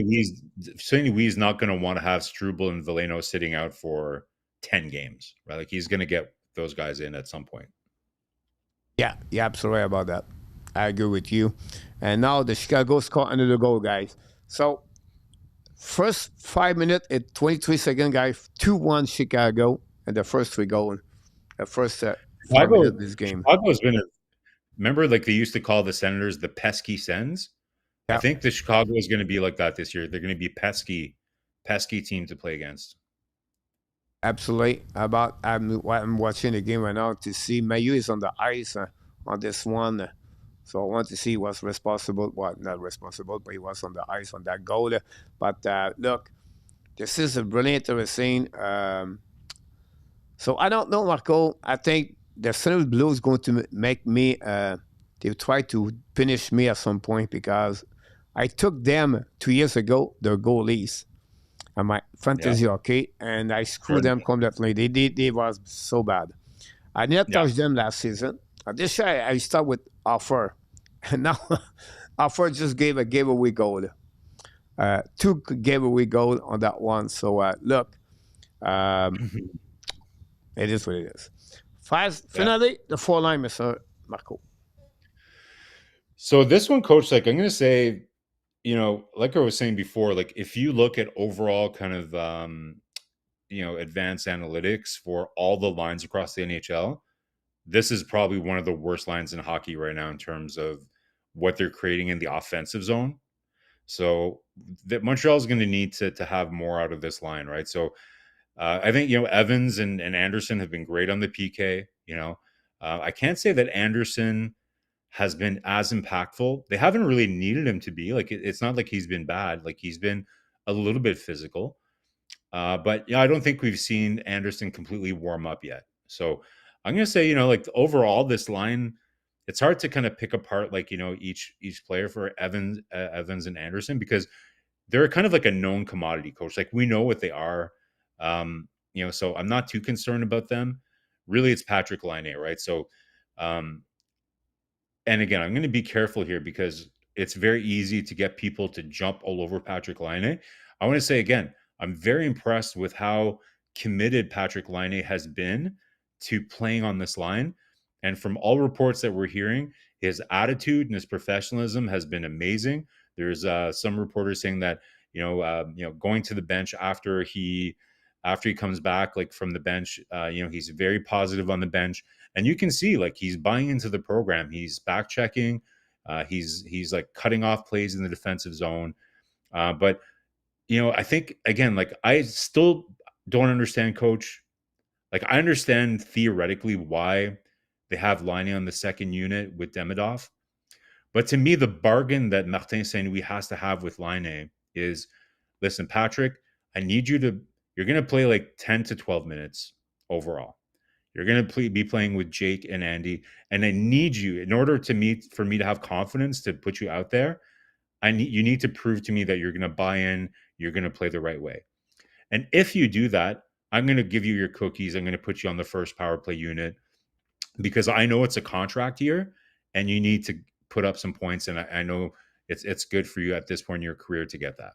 To me, that's the bargain. And so far, Patrick Laine, he's held up his part of the bargain, in my opinion. He's taken it like he's been a pro. He hasn't complained. He's playing pretty well defensively, but he's getting what on average, Coach? What, like 40 seconds, maybe 35 seconds on the second power play unit? I just don't think it's a good bargain for him. So I say his stock is down, but it's the only file I feel that I don't like how Montreal is managing that file right now, because I think he's holding his part of the bargain, but he's not getting his side, which is that he should be getting a little bit more time on the power play. Again, he's missed a lot of shots, like he's flubbed a lot of one-timers so far, but he's one of those guys, like you just need to get him feeling it. We saw the power play numbers, Coach, so far. It hasn't really been working super well. So overall, for me, coach, like this line is a bit down. And again, I'm not too worried about Evans and Anderson. I'm curious to see when Anderson is really going to kick into gear. But this line is down. But for Line, I'm not trying to be too negative about it because I think overall he's been a pretty good teammate here, buying into the program. But I don't think he's being put in a very good position to succeed. I don't think so. Yeah. If you talk about the line completely, I would say to you this is down, in my opinion. Now, if you go individually, Anderson flat for me is not high, not down. Evans honestly get his better game yesterday, but I'm not going to be too hard. I'll go flat with him, but I would tendance to go a little bit lower for Anderson. And then for Laine, it's flat also. For Laine, it's just because he's not on the right chair, Marco. That is not his fault, but he's not on the right chair. That said, Marco, one thing I will say about Laine, he did not hurt the Montreal Canadiens right now. Gave a good positive side about that on that one. And then, but that's my point. But that's my point, coach, is that I was just talking about how it should be a bargain between St. Louis and Laine. He's holding his part of the bargain. Like you said, he's not hurting them. When you say he's not in the right chair, his chair is okay. Like he's holding his part of the bargain playing in that chair. He's not hurting them. He's playing well defensively. He's not causing turnovers or whatever, but he's not getting his reward for that should be being on the first unit power play so that he can do what he's supposed to be doing, which is scoring goals on the power play. He's not being put in a position to succeed. No, I agree with you about that. The second I will say to you, Marco, right now he's off also about his power play shot. Like those kind of the player, he will put the puck in the net at some point. But since the beginning of the season, Marco, his timing on the one-timer is not on. Yeah. Do you think, I was going to ask you about that. Like, so I was looking into it, and in the past, he's had right-handed players passing him the puck, and he was okay with it. We know that last year he was getting Hudson, who's a left-handed shot, getting him those pucks, and so far it's mostly been Dobson passing him the puck, right? So I have noticed that the puck isn't exactly where he likes it, right? But then you also have the second thing where, again, he probably doesn't have a lot of time to feel the puck too much, right? Like you probably feel a bit rushed when you only have 30, 35 seconds of power play time.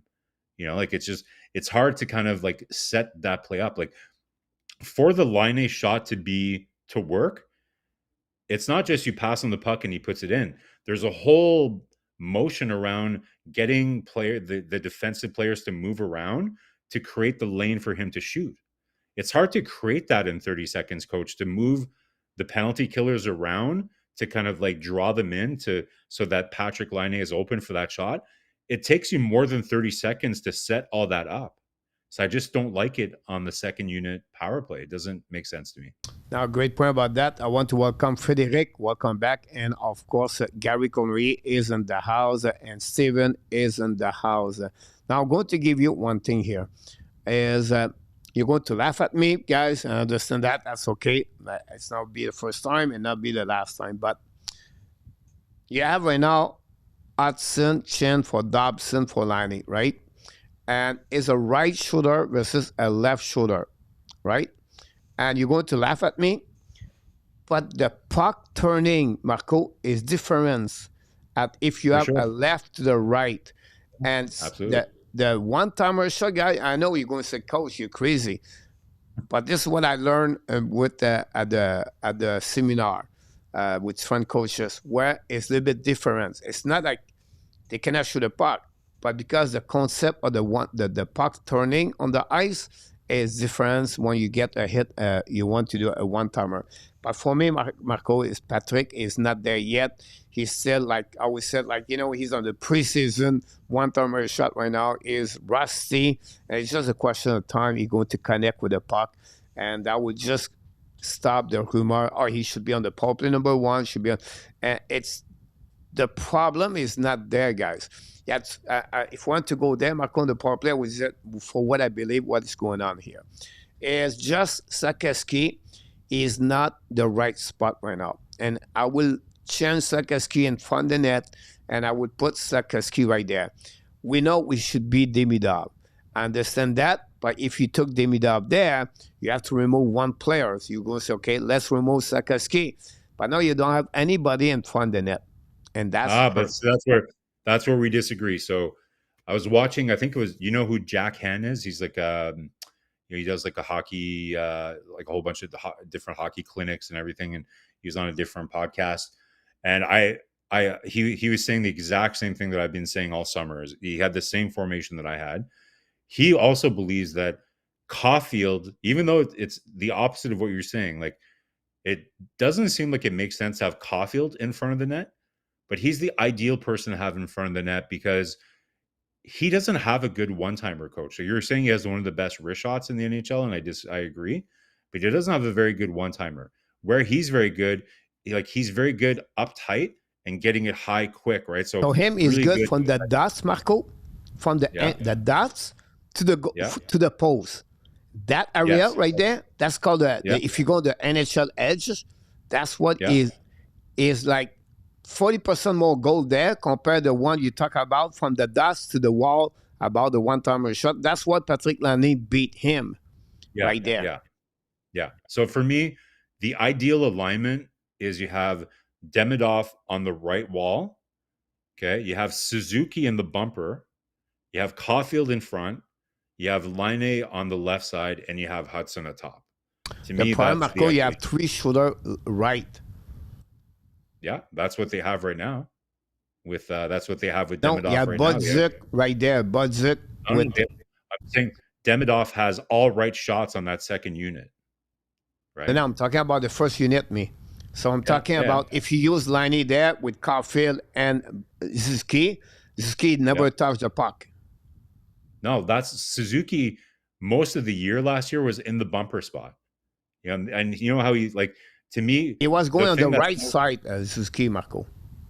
Yeah, so that's what I mean is that if he's in the bumper, he can move, he can be more of a rover, right?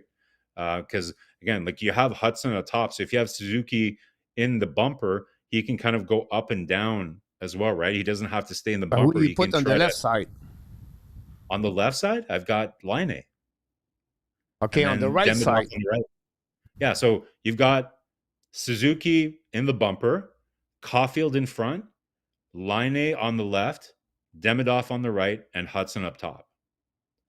To me, that would be the perfect unit because then you have Laine shot, you have Demidov on the half wall, you've got Suzuki in tight to finish those little plays, and you have Suzuki. Now the problem with that part, you don't feed Laine because Suzuki turned the back of the Laine. You have Hudson and Demidov that can feed him.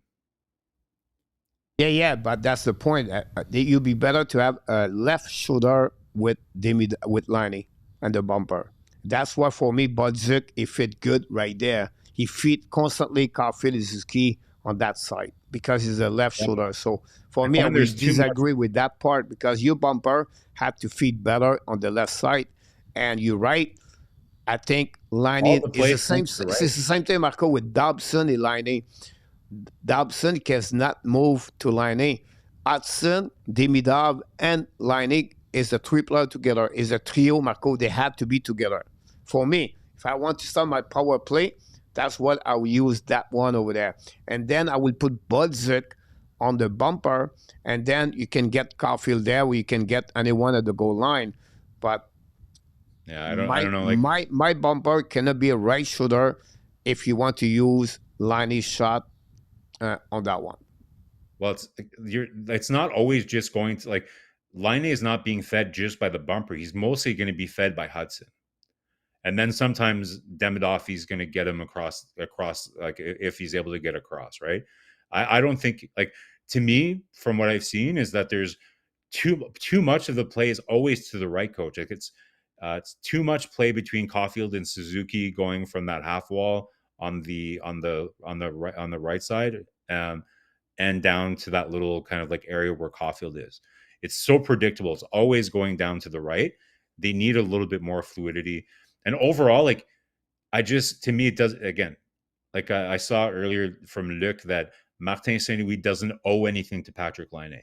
I'm not saying he owes something to Patrick Laine. I'm just saying that, like anything else, if you're asking someone to do something, it's a bargain that you have with somebody, right? Like, hey, you're going to give me this, and as a result of doing that, here's what I'm giving you, right? And here's the opportunity, that the reward I'm going to give you for doing a good job for this is you're going to get this. This is very standard. It's not favoritism to Patrick Laine.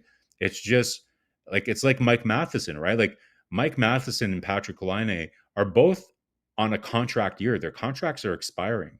So they have to have a good, like, they have to have a good season, right? Like they want to have a good season. And that's part of their morale, and part of their motivation is to have the opportunity to have a good season.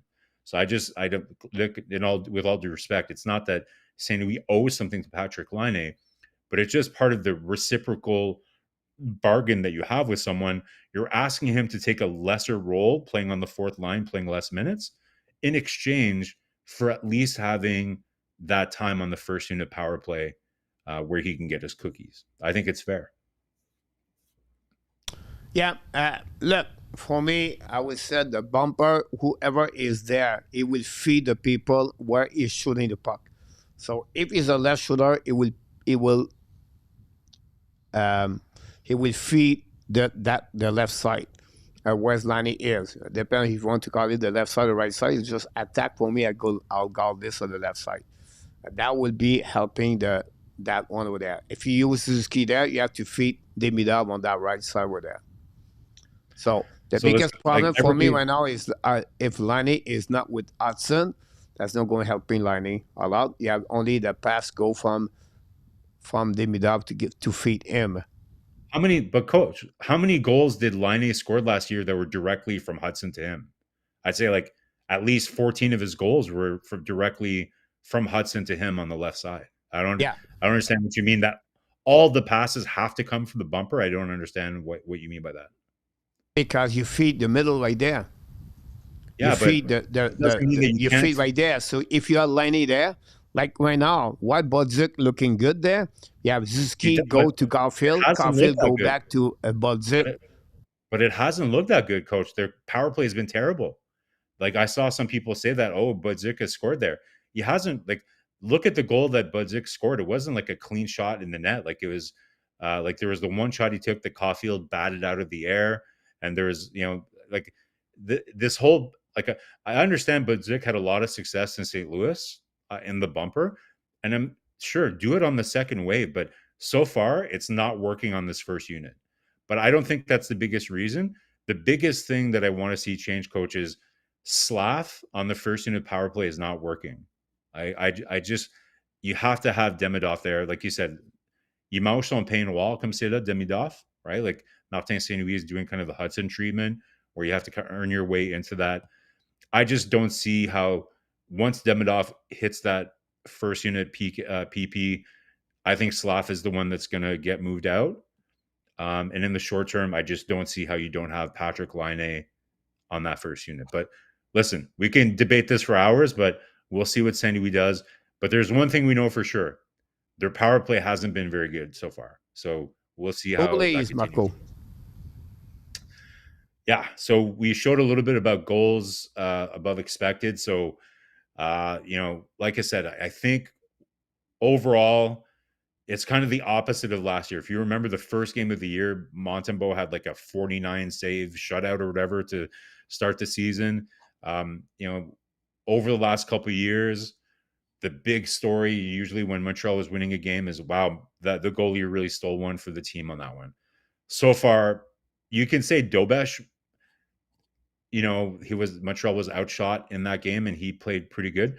Again, like there was a lot of shots in that game, but I don't think Montreal allowed that many high danger scoring chances that game.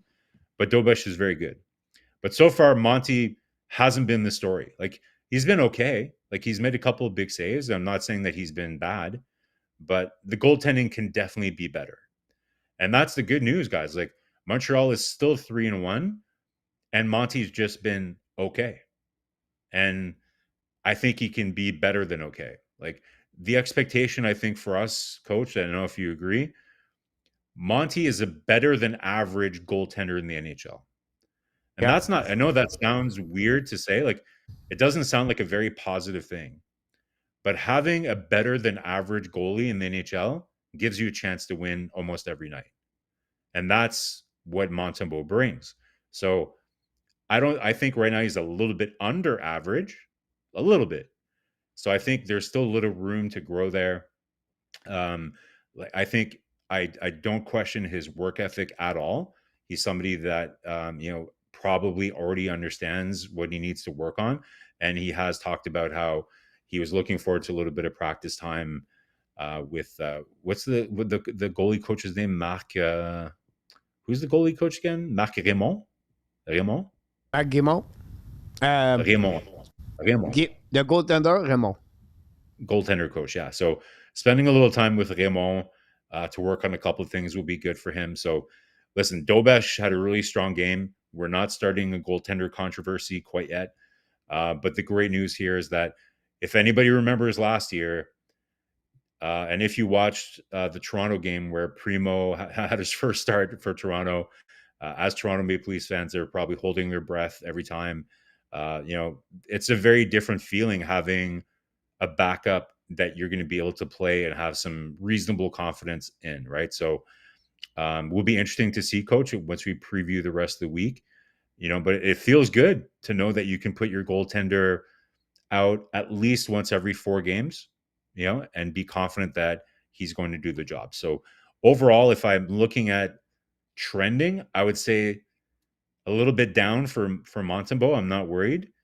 And I would say a little bit up for Dobesh, right? Because even though he had a strong end of the year last year, and in the playoffs, obviously he was put in a very tough position, right? So I think he's had a very strong preseason and a very good first game. So up for Dobesh, flat for Monty, or a little bit down for Monty. I agree with you about that for goaltending. Both I would say that exactly the same way. Montembeault down and Dobesh a little bit better. That said, for everybody in the chat, let's move on. Tomorrow, Montreal play Nashville tomorrow at home, game number 2 of the week, and then they play Saturday again the New York Rangers, and they play Monday again the Buffalo Sabres. So, not just one, the prediction of the game tomorrow. Before we talk about the change or whatever is going to happen or not, I would like to ask you guys, who do you put in the goaltending and the goal? Yeah. So what's the schedule again? So they're Thursday, Saturday, and Monday. Yeah. Yeah. I think you put Dobesh in for at least one of those games. To me, it would make sense to put him in against Nashville. Maybe they because Monty probably didn't love his game, he might want to get right back out there again. But to me, that would be the ideal team to get him out there against. It's a Western Division team, so there's no conference points up for grabs and everything else. So I would put Dobesh in against Nashville, and then you ride Monty out for the rest of the week. I think that's probably. So you play Montembeault Saturday against the Rangers and Montembeault against Buffalo next Monday. Yeah. So he played 2 games or the 3 game. Yeah. Okay. Yeah. So we are agree, guys, on that one. By the way, guys, all the way just destroy Renzel, guys. Don't forget that mace, that body check. Watch on eye line will be everywhere. Exhibit like Cooley destroy Nazar. Now all the way did the same thing to Renzel, guys. Like he flew on the hair. Renzel. He's a big guy, by the way. He's not like Nazar. So a big hit for Holloway. Holloway scored a goal tonight. Dylan Holloway for the Blues. 2-2 with 1 minute to go remaining. Mammoth losing 1-0 against the Flame. That's it, Marco. Montembeault have to be 2 games for the next 3. So I think that's what be the, I don't know. I wouldn't be surprised he use Montembeault tomorrow again, and then Dobesh only next week. But it could be Dobesh tomorrow. It's a long time. It's a long time. Not like, that's a long, I don't know. again, you're right, because Monty probably didn't love his last game and he might want to get right back out there. But Yeah, logically, like in terms of like how many days will it be that Dobesh hasn't started now? It's going to be that will almost be what, last 7 days? Thursday. Yeah. So it's going to be over, if we wait that long, that's over 10 days. Yeah. So to me, you want to get him in. You need to keep him in. Oh, And the same normal, thing. the normal, Marco. You're right. You should be there tonight, tomorrow night, and then Wednesday, Saturday, and then after they play Monday, guy, they go on the trip of the West Coast. They Western. play Calgary, Edmonton, Vancouver, and Seattle after that. So expect anyway to see Taubage, but it'll be interesting. Now, the biggest question before we leave for everybody: do you make a change for the lineup for the Montreal tomorrow night? Well, the question is, do I do it or will Martin Saint-Louis do it? Like, I think, again, like in the spirit of trying to get everybody in here, I wouldn't be, again, people are not going to like this. I had Struble starting over Jackeye after training camp. I'm one of the minority of people, I guess, that felt that way. Again, Jackeye is not hurting the team massively right now, but I think it's time to see kind of Struble in that bottom pair to get him in the mix. That would probably be that, and putting in Dobesh. So if it was me, I would definitely have Struble in the lineup against Nashville. Not an overly physical pounding team. Like, I think it's safe to not have Jackeye for that game. And I wouldn't switch out Kapanen yet. Let's give him a little bit more runway. But like I said, Joe Veleno's breathing down your neck, sir. Don't think that you have won a final permanent spot with the Montreal Canadiens. He needs to continue to thrive on the ice, to show energy a little, stick out a little bit more. It's not just good enough just to survive. Martin Saint-Louis said this over and over. It's not just about surviving in the NHL. So, for now, coach, I would say I'd like to see Struble get in there, and I'd like to see Dobesh in against Nashville. But other than that, I don't think they're going to change anything else. Yeah. Now, it's hard to change when you win, right? It's hard to change your lineup. I don't know. Sometimes the coach are how you call it? Like they are like I cannot say this and superstitious. Yeah. So they don't want to change the lineup because they win with that same lineup. So that said, that I believe that's the reason. I believe he will maybe not make a change. Now, if you talk about player right now, you have to change Albert Jackay. If you want to talk about just to give, you don't want to leave your player on like Swabble on the press box. Have to scratch every game. I think Jackay have a bad game. The last game was his worst of the season, honestly, and because. We talked about Patrick Laine earlier, right? Patrick Laine, his job is put the puck in the net, Marco, on power play. All right, on the 5 versus 5, we ask Laine, don't put the team in the trouble. That's the only thing we ask him. If you do that, he score 1 goal on power play, but he does his job. Jackay, if he cannot hit anyone, Jackay, and he does not play in front of the net, physical, but honestly, it's not his job. His job is to make a big presence on the ice and play physical, win his battle, go in the corner, push everybody, and find the net, everything. We did not see him last game at all. And he was on the ice for 3 goals. We cannot blame him for all the goals.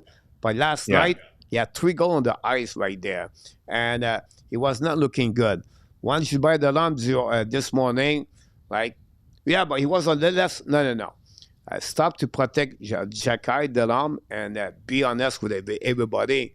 But at the end of the day, Jackay lost his man yesterday, and I think it was the reason why he may be dying the time to put trouble. But they are winning at this moment, so he cannot maybe not change. I think for me, Joe Veleno should take the spot of Oliver Kapanen right now and put back Kapanen. That line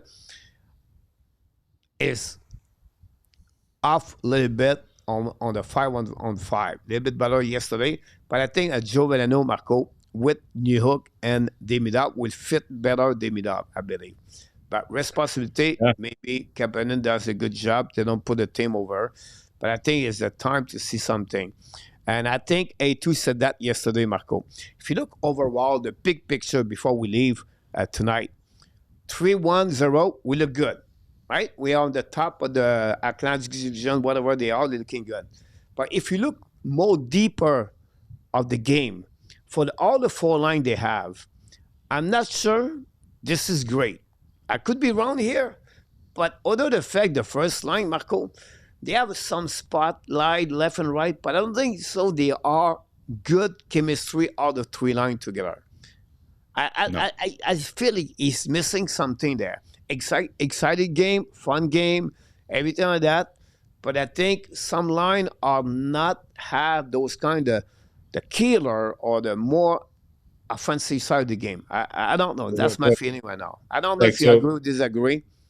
I partly agree with you, right? So one thing we didn't talk about also is, remember, Coach, how much I love a balanced attack, right?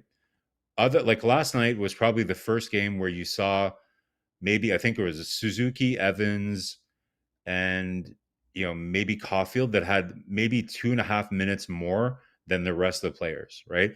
But the ice time has been so spread evenly across all the forward lines. It's fascinating to me how little difference there is line to line. So I think, remember, we talked about how good their transition game has been.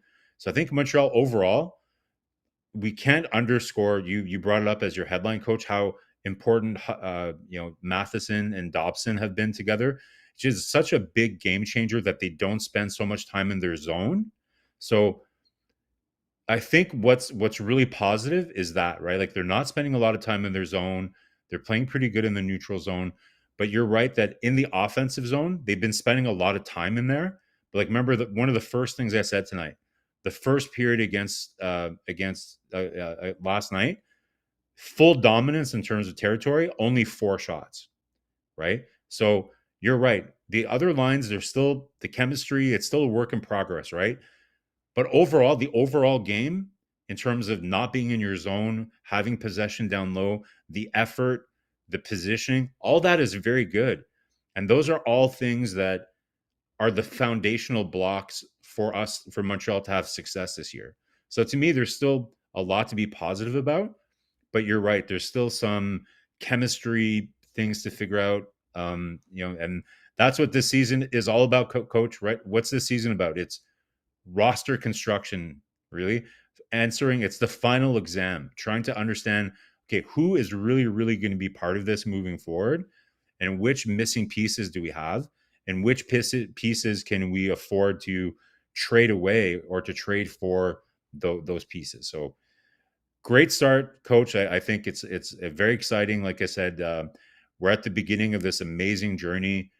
Honestly, Coach, I think we're lucky. We're probably going to see at least 5 to 7 years of really good hockey as Montreal Canadiens fans.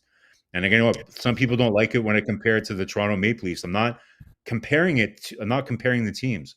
I'm comparing the experience that we have as fans. Don't take it for granted, because, again, it can go by very quickly. And as right before you know it, you have a very good, young, promising team, and it's gone quick. So enjoy it, guys. Enjoy the journey. The journey is just as important as the final destination. So we're gonna have that's the beauty of this show. Again, we appreciate. I know it's a very small. We have some people, I think PLW, saying it's way too early to be breaking down all these KPIs, but that's the whole fun of this show, guys. Is we're gonna go week by week, and we're gonna track how this is staying on track throughout the year. So we appreciate you joining us for a Habs Hump Day, your destination here. We're going to be keeping an eye on these key things all year to see if Montreal is really going to be on track for the playoffs. So, Coach, I'll let you wrap up, but great night. Lots of fun talking Montreal Canadiens, and looking forward to another couple of good games this week. We'll hope that Montreal can stay on the right track. Absolutely about that. I agree with you. It's fun to watch, fun to go. I think every game they play, Marco, I feel for me, they have a chance to win. Like, it was not like before that. Like, before, so, oh, maybe not, or be hard because it's Tampa Bay, everything like that. Right now, you have no no difference. Now they can win anybody in this league. I think there's a good thing about that. Marco, I want to just finish this with the people in the chat said Jekai, no Jekai.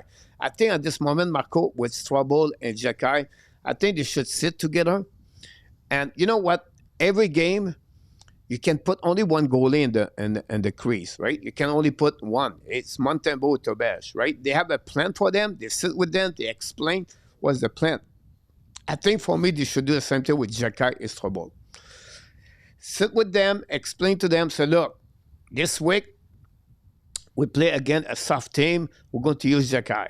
And then the next game is a bit more difficult, what we expect more. Like the New York Rangers, because of Rampay, Jekai have to be there Saturday night. But tomorrow night, Nashville, although the fact is make and run, and we cannot influence the game because make and run a 4-line, I think they should put more like Strobel. I think it should be an alternative players for the 6 defensemen for Montreal Canadiens, and I think that would be the right things to do for the next couple of weeks, but it's something we have to look about, everybody, for that one. Guys, we'll be right back tonight, a little bit, the next 15 minutes. We're going to do a late show. We're going to look about what's going on around the NHL. Have really big statistic, Marco, about the Central, and hopefully for Ron, you're in trouble with your Kings. Not looking good. Not looking good. No. Weird Marco, lineup, was great to work with you tonight. It was fun to talk all of you. I can wait next Wednesday. I'm not sure when they play next week, but if it's play, we can switch one night. You look at your schedule. So thanks so much, Marco. I will see you next week. Thank you.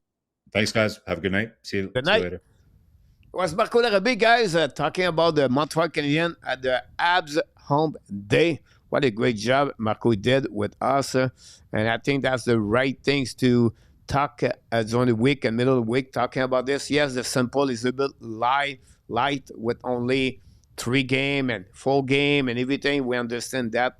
But we still, with all the pussy we got for the Montreal Canadiens since the beginning of the season, it's fun to watch. Really great comeback for the Montreal yesterday. It was not easy. They did the same thing with Chicago, big goal at the end. And then, honestly, the game they should win against Toronto, they lost. And then they dominated the Detroit Red Wings. But again, this is a young team, a lot of talent, a lot of skill, and we argue each other. This guy should be there on the power play. This guy should be there. Should be another guy. Whatever it is, should be at that position. Whatever it should not be there. You know what? This is a good problem to have. Before, we have Rem Pitlick, Mike Hoffman. We have Laurent Dauphin. We don't have this anymore. And that's fun to talk about that situation. So again, this is, I think, a great, fun conversation we have every single night. And that's the reason we show up every night here at the hockey, because we love to talk about the Montreal Canadiens. So right now, we're going to come back the next 15 minutes. Every night, we're going to have a late show. Sometimes we're going to have an early show the morning, too. We're going to bring more information, more contents to talk, because whatever you have, 20 people, 30 people, 40 people, 100 people, only 10 people. We just love to talk about the game. I can do it. I'm in Thailand with all the animals in the jungle. Great performance, Marco Larrabee, but great performance of the moderator tonight with RJ Calabro at the news and update. And all the people click on the like. We appreciate a lot. I can wait to see you the next couple of minutes or tomorrow night for the game in Montreal Canadiens versus the Nashville Predators.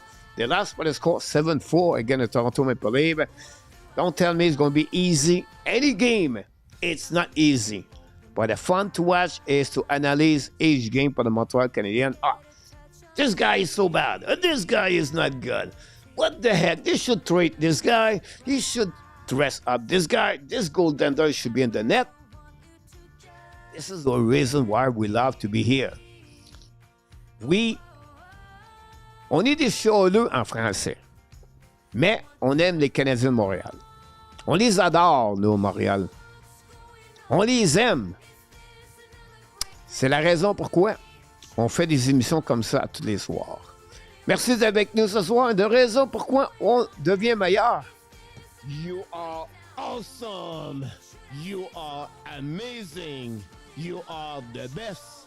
And remember, you have greatness inside of you. Yeah, I'm sorry about this, A2. The cheese going with me for the rest of my life is with me. I closed the cheese deal just to figure out now my next move. Until then, my friend, have an amazing, great night. Can we see you after the show, the next 15 minutes? Or I can see you tomorrow. And until then, be well, be healthy. Find a way not only to dominate your day, but find a way to dominate the second half of what? 2025. Was it great to be with all of you tonight? Was always fun to work with Demidov and Marko and many others. And until then, my friend, Hockey Nation, the Habs Nation, and all the animals. Want to tell you one more thing. We love you, friends. Good night, everybody. See you the next 20 minutes. If you want to join me, we're going to talk about the NHL news at the late night show hockey with the hockey coach.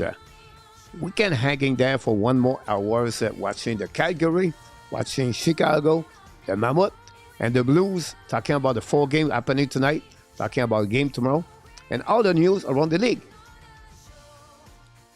Oh. Booyah! See you there.